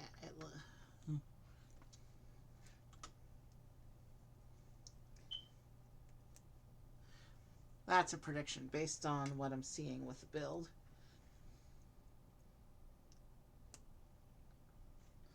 But this is the flagpole itself. There's no action tile in this bag though, so this flag might just be scenery and not actually a substitution for the starter set flags because there's no tile here.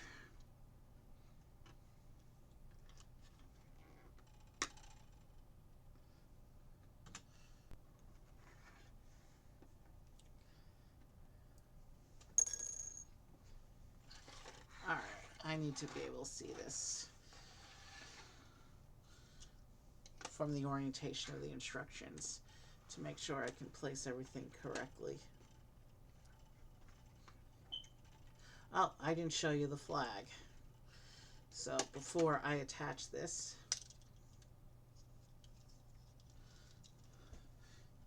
That's what the flag looks like with Mario's M logo.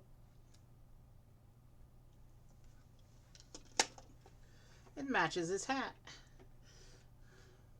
That's kind of the idea of logos.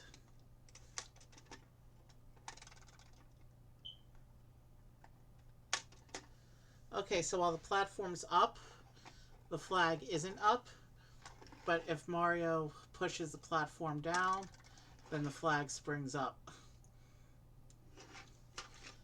And this whole flag platform connects on to the rest of the scene like this. And now we're going into bag 6.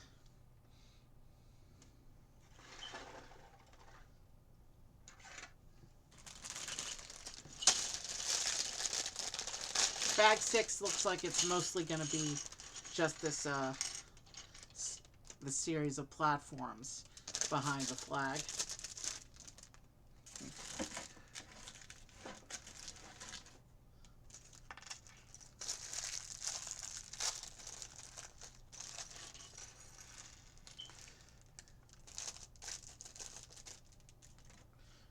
Just check.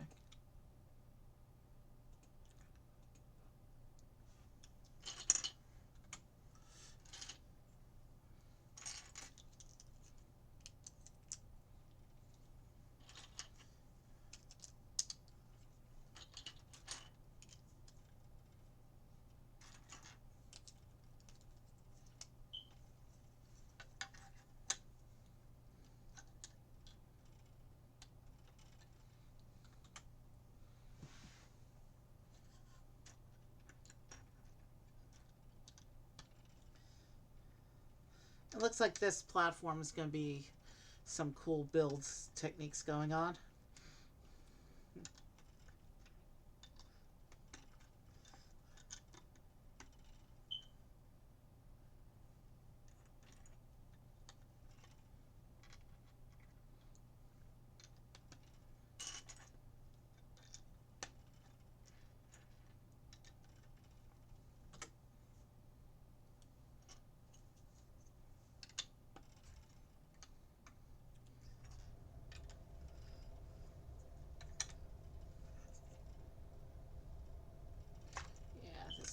Yeah, so yeah, it can be separated if it needs to. Not that situation will ever come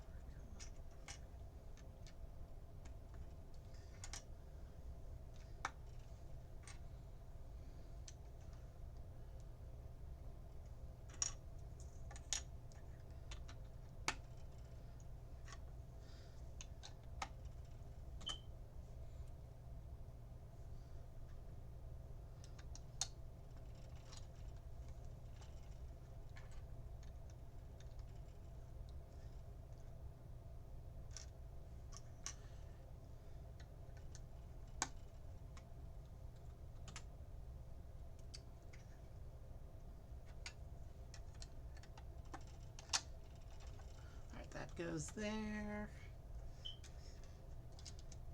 Already we're almost done with bag 6.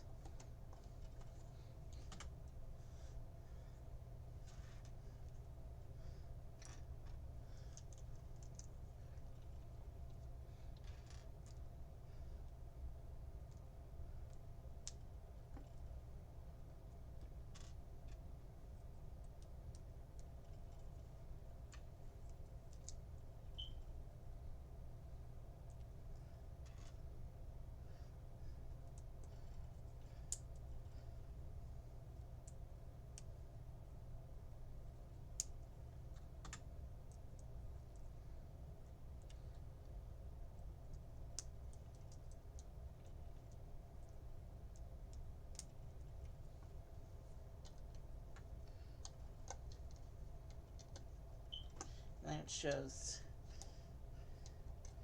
these connecting onto here like this.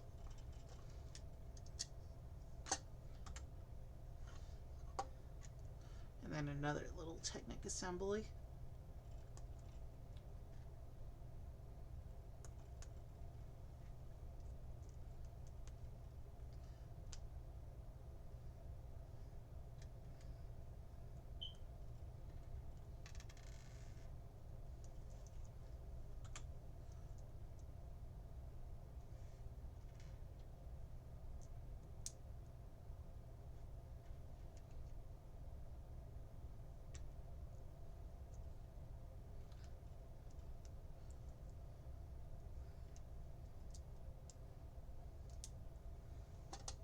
And then this goes under here like this.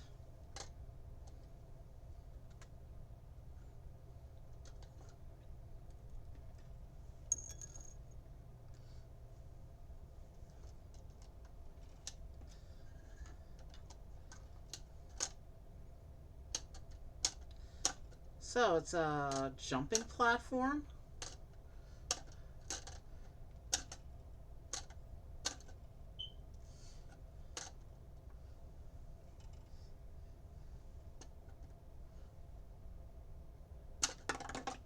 It's a little catapulting platform. Now I gotta get the Koopa off the ground, off the floor, and back into the frame.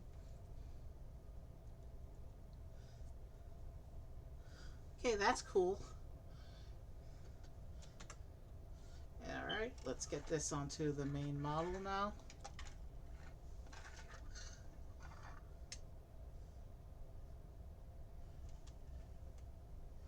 It shows this going into here like this.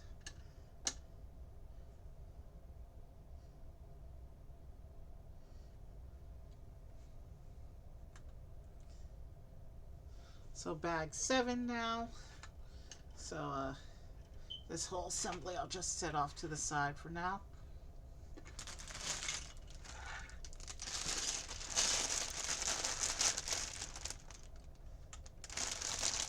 So this is going to be the main level platform for the other side of the tower, I guess.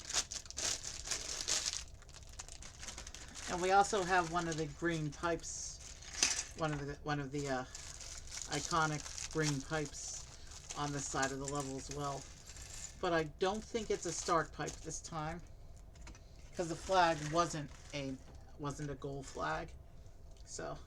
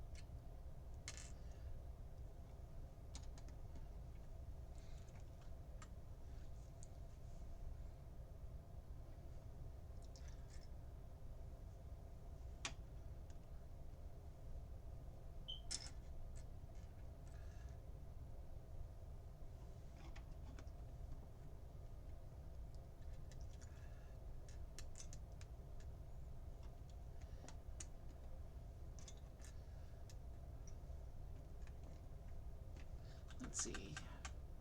So yeah, this section is meant to have some water going on.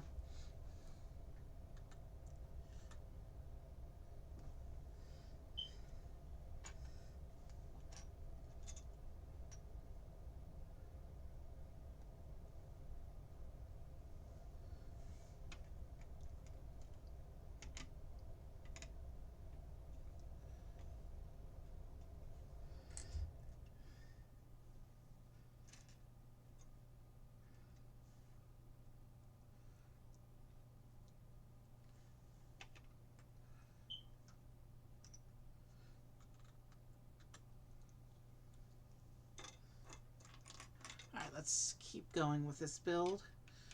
It's coming together nicely.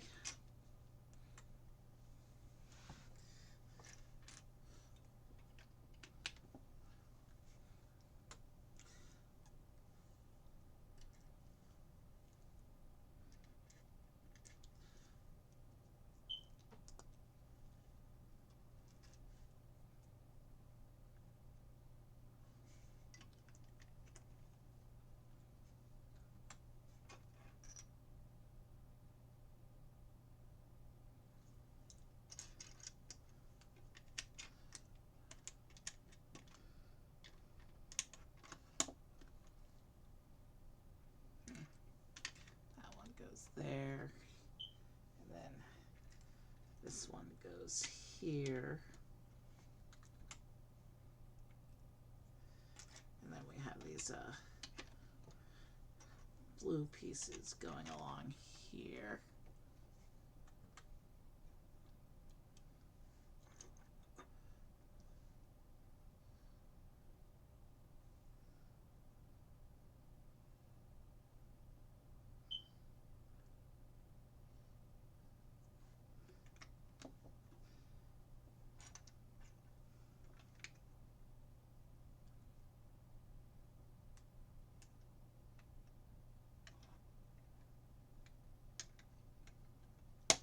There we go.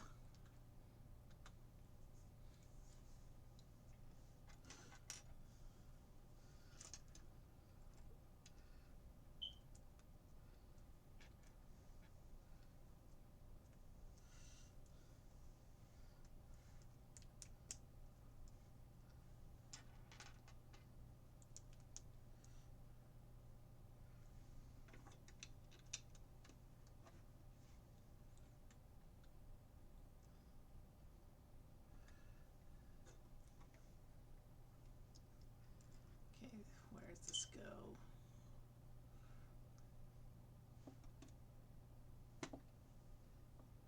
That goes there.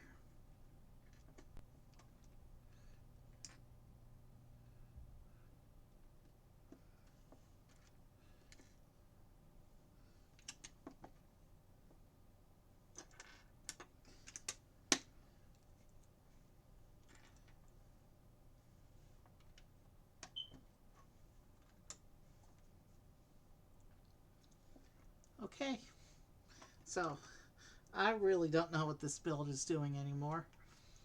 Clearly we're making some scenery,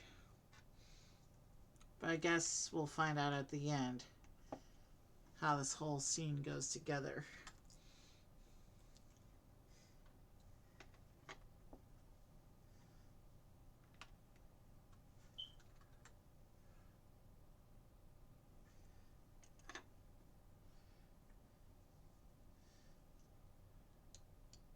Definitely going to be some action here, though. I can tell from the little bits of motion pieces we're putting in.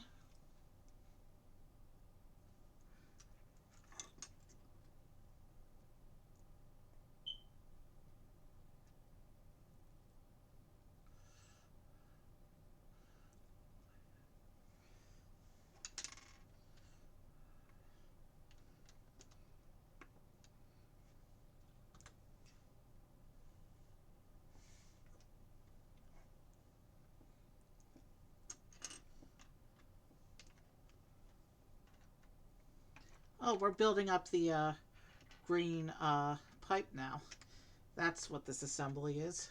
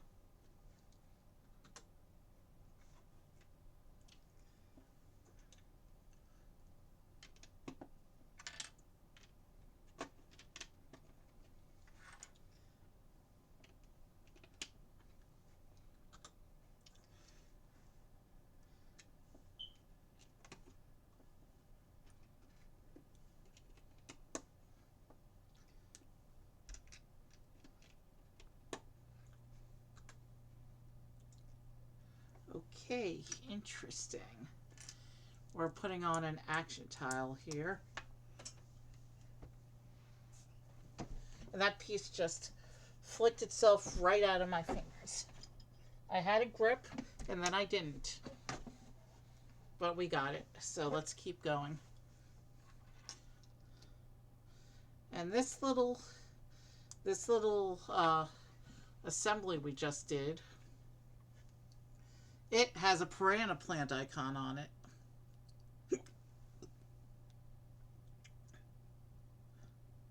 There, it actually focused that time, which is rare.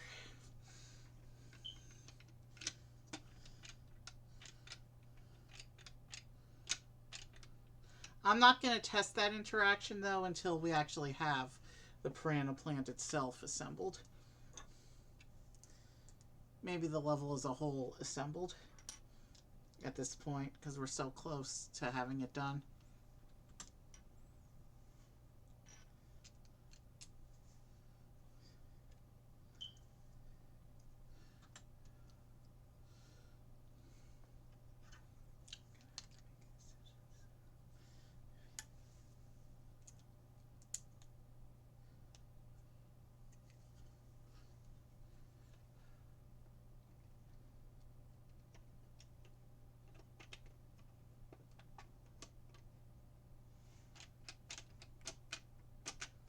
Okay, so that's part of the action feature as well. And then, of course, the big pipe piece going on here. So the Piranha Plant is going to go inside there.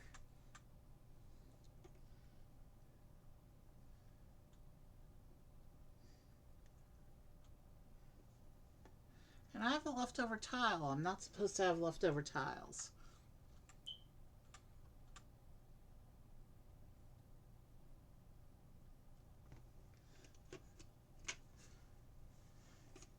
Oh, that's where the tile was supposed to go. And then this was supposed to go on top of it. Alright. So this is a bit of the action. And then this lever inside the pipe is a bit of the action as well. We'll have to actually get the Piranha Plant into there and see how that all goes.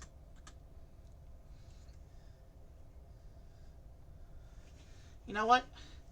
Decision time. We're going to not attach this yet, and we're going to wait until we have the Piranha Plant in the pipe and then attach the whole thing. Because it looks like bag 8 is just going to be the Piranha Plant.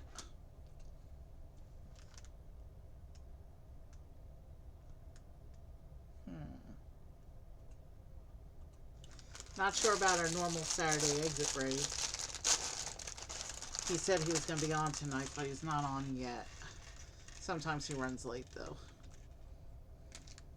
And we still got 2 more numbered bags here, so I'm not concerned yet.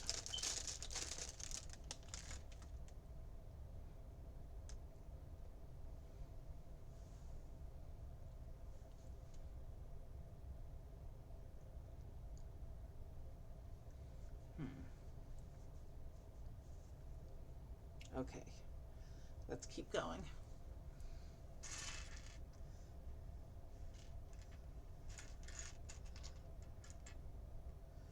So I'm going to set this bit of the scenery back here.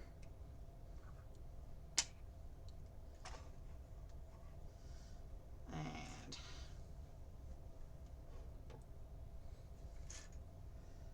let's go ahead and get started. Here's that little red Technic piece.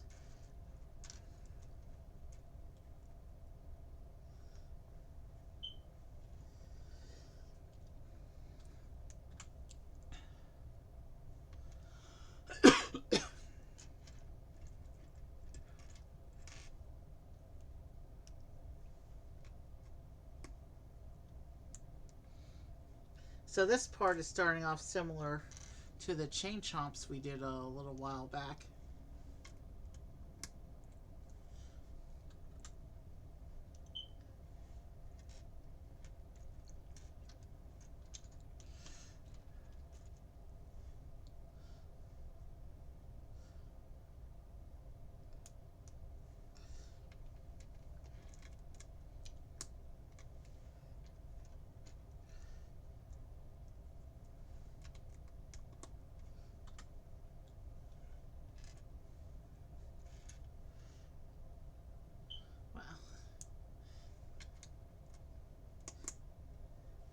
This Piranha Plant has a long neck.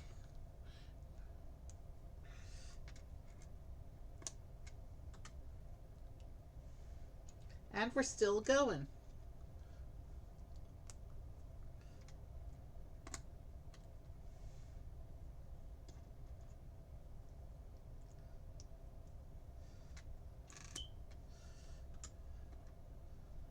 Ah, finally something different going on here. Okay.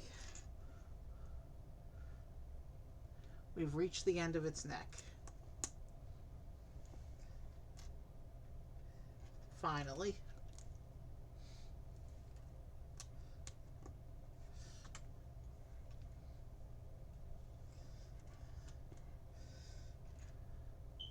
Now we get to start building the plant itself. And this one looks like it has a slightly different structure from the 4 we did last week. We did 2 sets where the main action feature was based on Piranha Plants. This one, it's just a side enemy.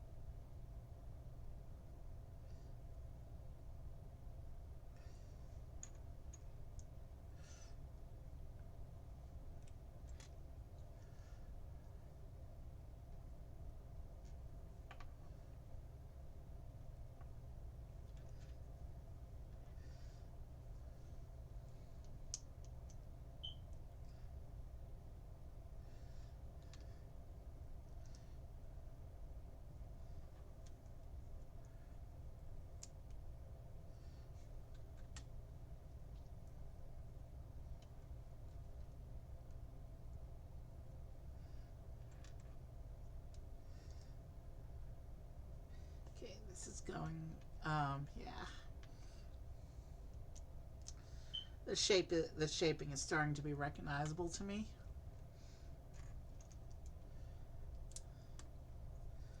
And of course, the difference between doing the Piranha Plants last week and doing this one now is that these 1x1 pyramid slopes are even harder to grip than they were last week. I always find them difficult to grip, but this week in particular, because I've actually trimmed my nails since then. So I don't really have. But we got through this first set of teeth. Okay.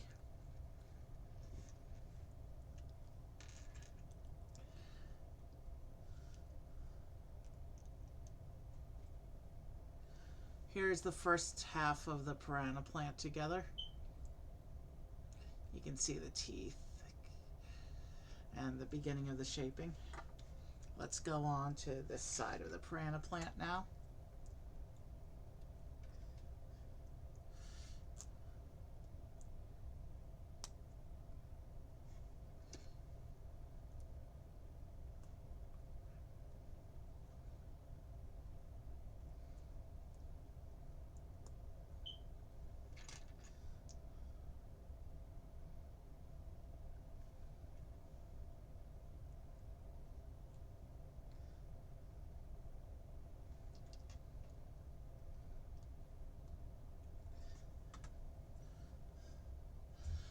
We're at the almost 3-hour mark of stream, so I think we have another bag to go. We have to put this level together, so we're just going to be just over the 3-hour mark, which was my prediction for tonight. So we did well tonight.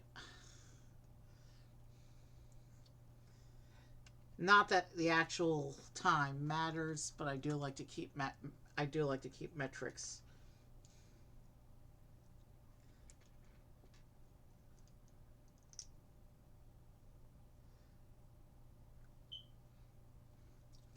Now tomorrow's set, it's a 1600 piece set, so I'm going to start my stream earlier than I usually do, because we'll be on for multiple hours tomorrow. We'll be on for, I think 5 hours is a reasonable estimate.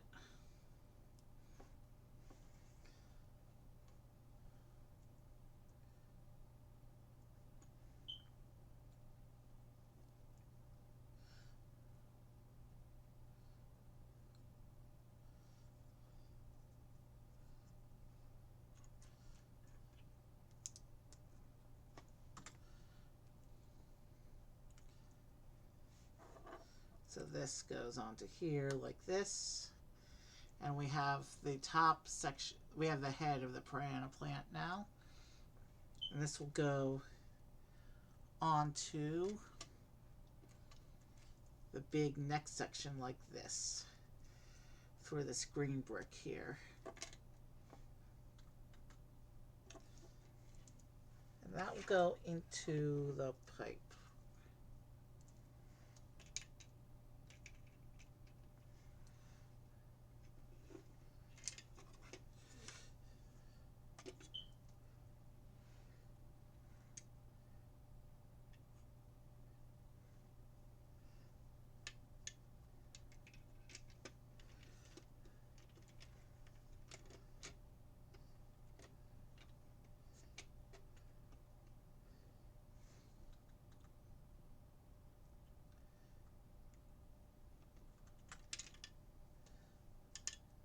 Oh, I see how it's supposed to connect. So,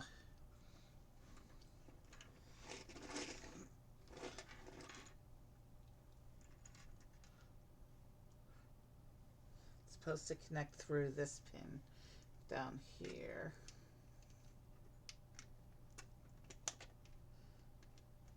It's only a loose connection, but it is locked in place. Interesting. And then we create this little plant assembly.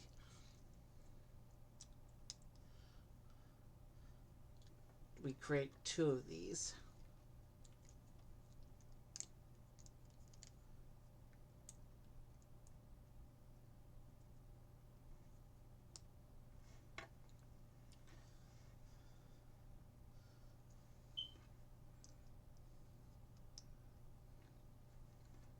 And just like that, we're done with bag 8.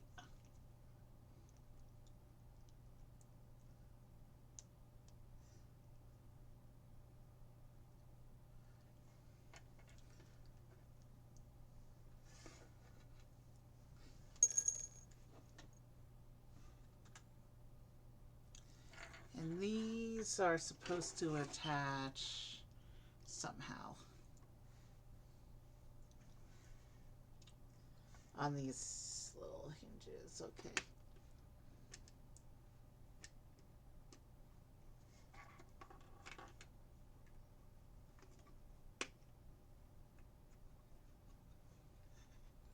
Alright, that looks cool.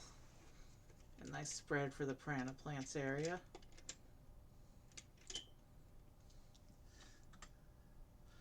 And then we do bag 9. And I'm just going to set this up here for a moment. And bag 9 starts with the Bob-omb.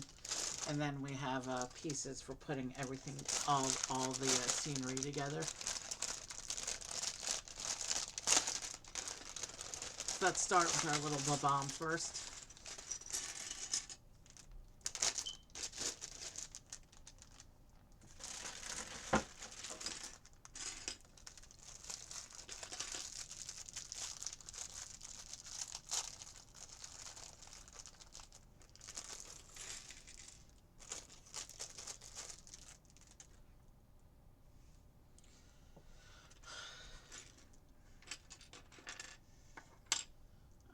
Let's go.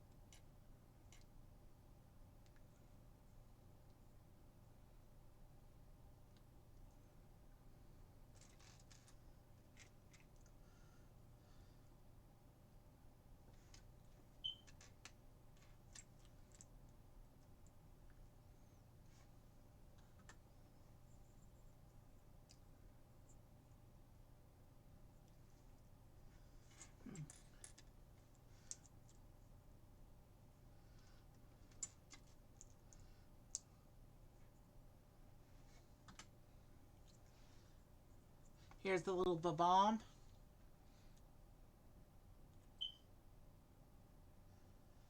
And we'll put them with the other characters. And now it shows us creating this little one more section of scenery assembly here. So let's go ahead and put this little section together.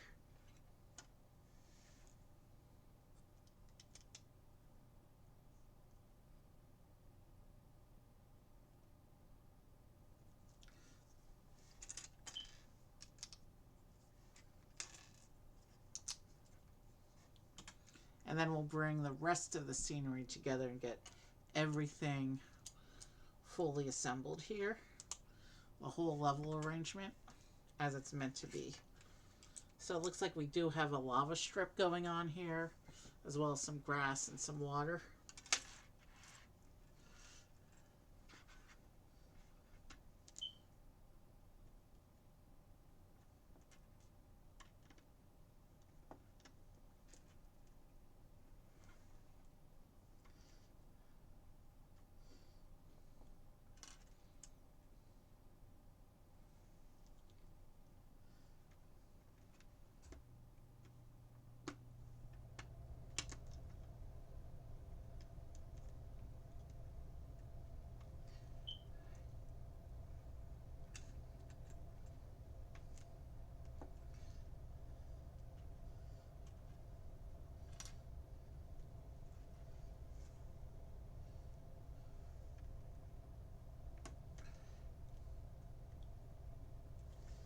Okay.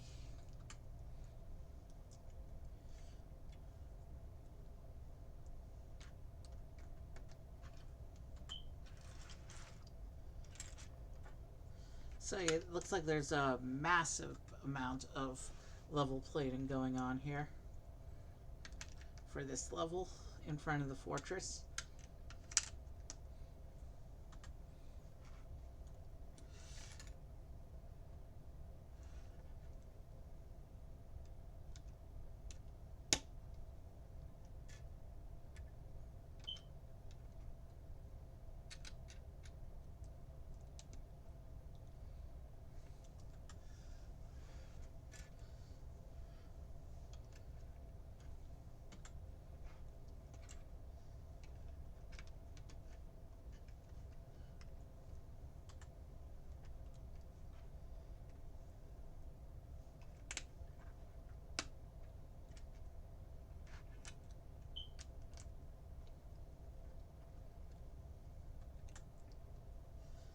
And we get two more little flowers going on here.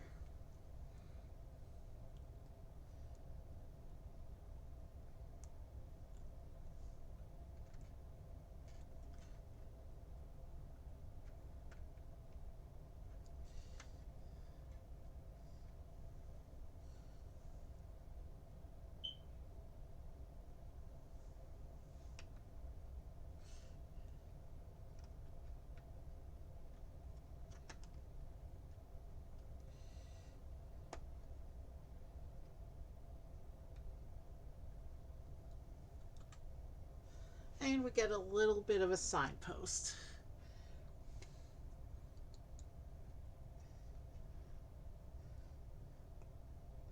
with an arrow on it pointing both ways.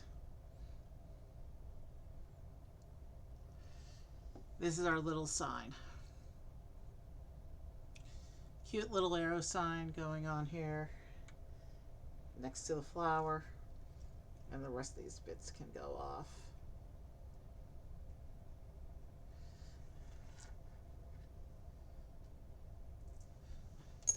So this is that scenery spread we just made. That's going to go in front of the fortress.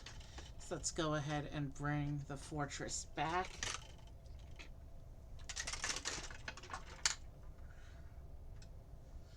And I'll take off the separator since we don't need it anymore. And our little tree just fell off. So let me recover the tree and get that back on.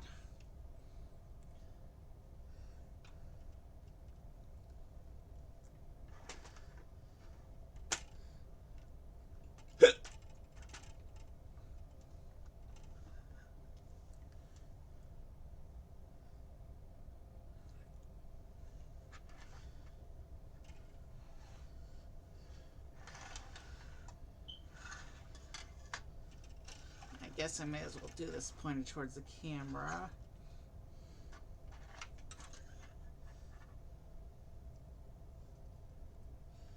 It shows this section attaching in here.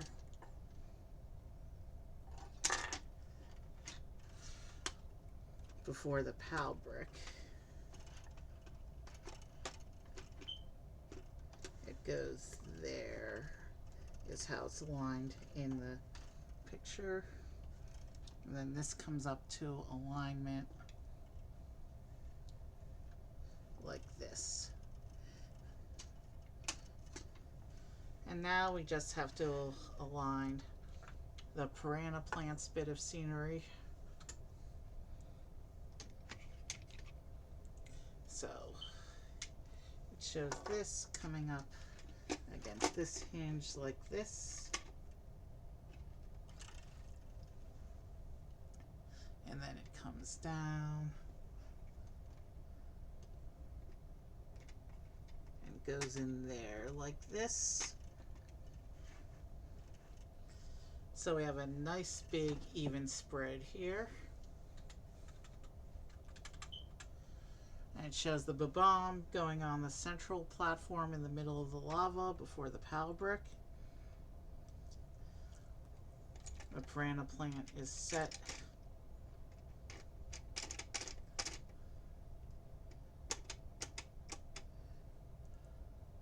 We'll have to figure out how the Piranha Plant interaction is supposed to work. It shows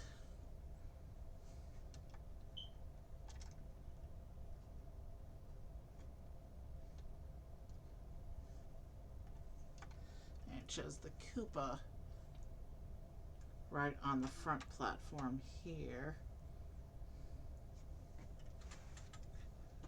Let's take the instructions off, get this framed up a little better, and see if we can figure out how we're meant to play through this level. Of course, the door starts closed. The flag is up.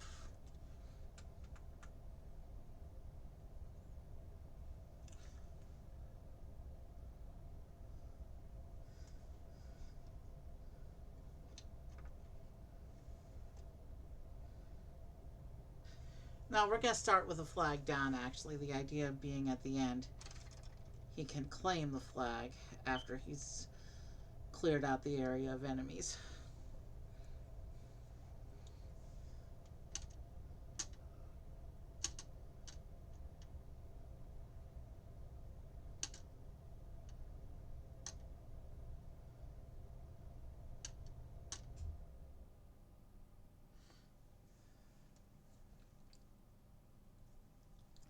We're actually going to move Koopa to this platform, I think. It'll make him a better fight. And now let's take Mario. And I think when I raid out, I'm not going to put King Boo back up because both these sets take up the whole table. And I don't feel like pulling arrangements and stuff. I left him on screen for a nice long time anyway during the bio break, so I think it'll be fine. We just passed the 3-hour mark. We're going to play through this level really quick, and then we will figure out our exit raid.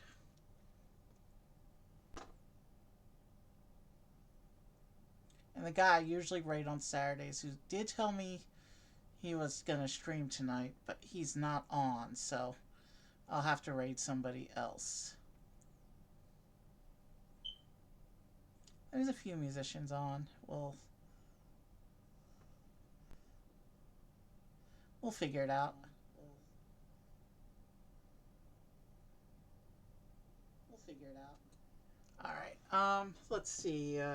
Mario playing the level.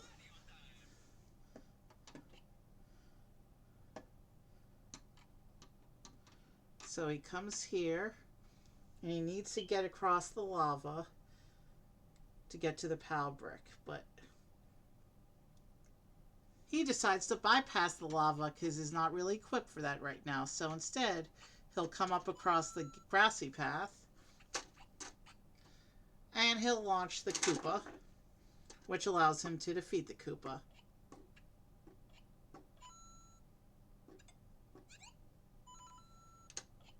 He'll jump from this platform to the other platform, claiming the area for his own. But he still has to get into the fortress.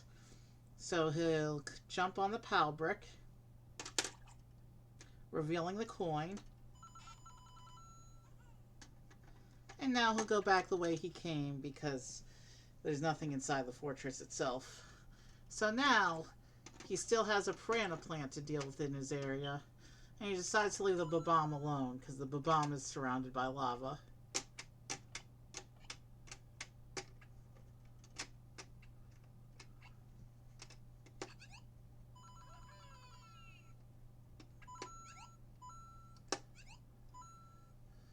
I don't think that's meant for it to be...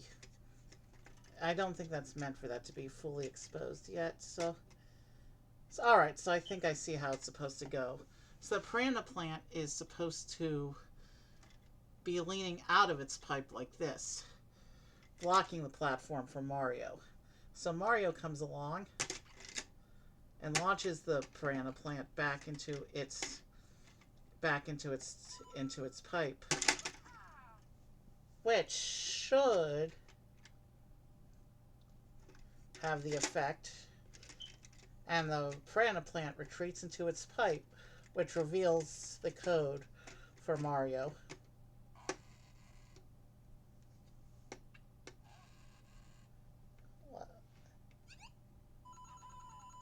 Alright, so that was kind of sloppy, but let's do that one more time. So the Piranha Plant is leaning out of its pipe like that, and then Mario launches it, causing it to retreat into its pipe, and retreating into its pipe exposes the code, and Mario can get the coins. Let's knock down the door again too. That's a cool interaction as well.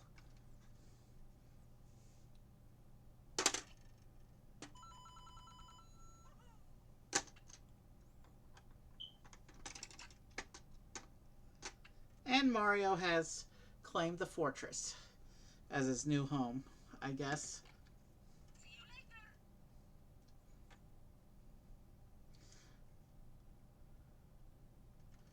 Oh, we never did actually interact with the Bob-omb. It's got a special interaction.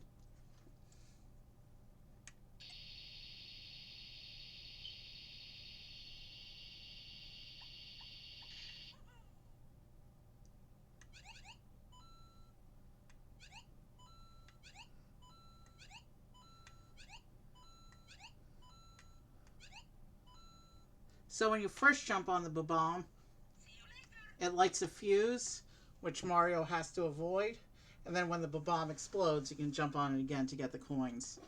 I think is how we just figured out how it works.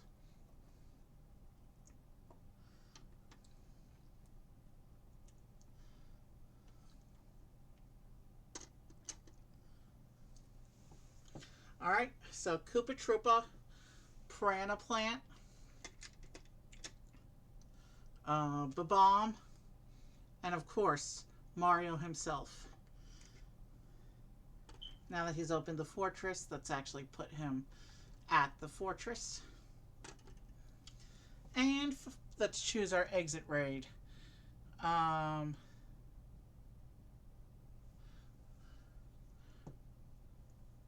Let's see, I just rated her this week. Who else do we have?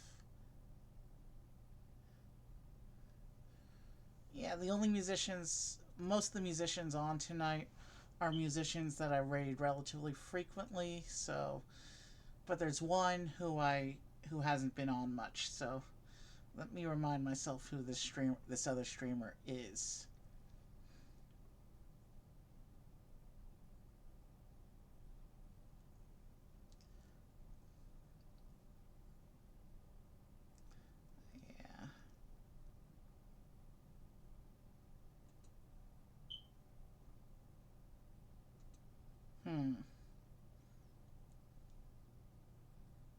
And who's this other music streamer? I mean, we could do John Lee, but we always do John Lee. And I think we did Issa recently as well, and Heavenly also we did recently. And the only other musician on that I see blocks raids. So I need to see who this one musician is, because I don't remember this one's show. Oh, it's a live gig. We don't want to raid live gigs. They don't see raids. Okay.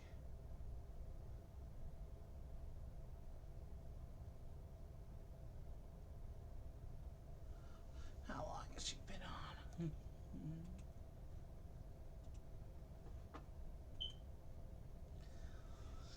Sorry about the delay. I'm just trying to see who I should raid here.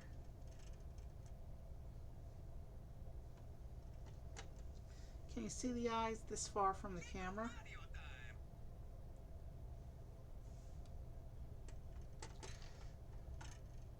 No, not really. Oh. Yeah, let's just leave Mario there. And yeah, let's just raid Issa again, because I want to get stream quit. So these were 2 fun Mario sets we built tonight. I know I didn't give King Boo too much screen time once his set got done, but that's okay because we've done 2 other King Boo sets. So I think we did a good spread tonight. We're gonna raid Issa because my normal Saturday night raid never came on. And have a good night, and I will see you tomorrow for a very big, very special build. We'll be on. We'll be together for like a long time tomorrow night. Tomorrow evening into night, I guess. Have a good night, and I will see you soon. Because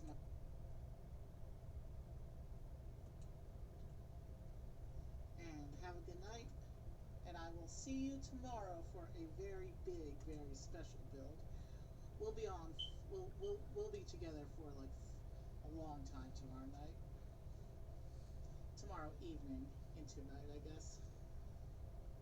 Have a good night, and I will see you soon.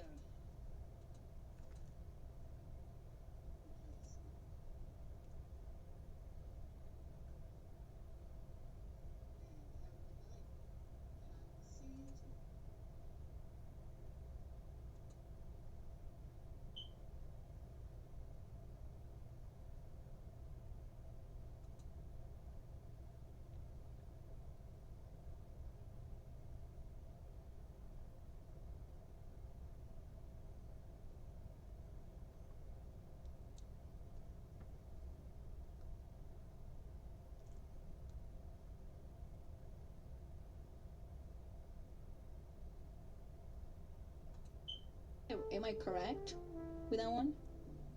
Okay, but with that, I gotta do it a track. Let me get my other microphone so we can get in the mood. Where is it? Oh, it must be somewhere.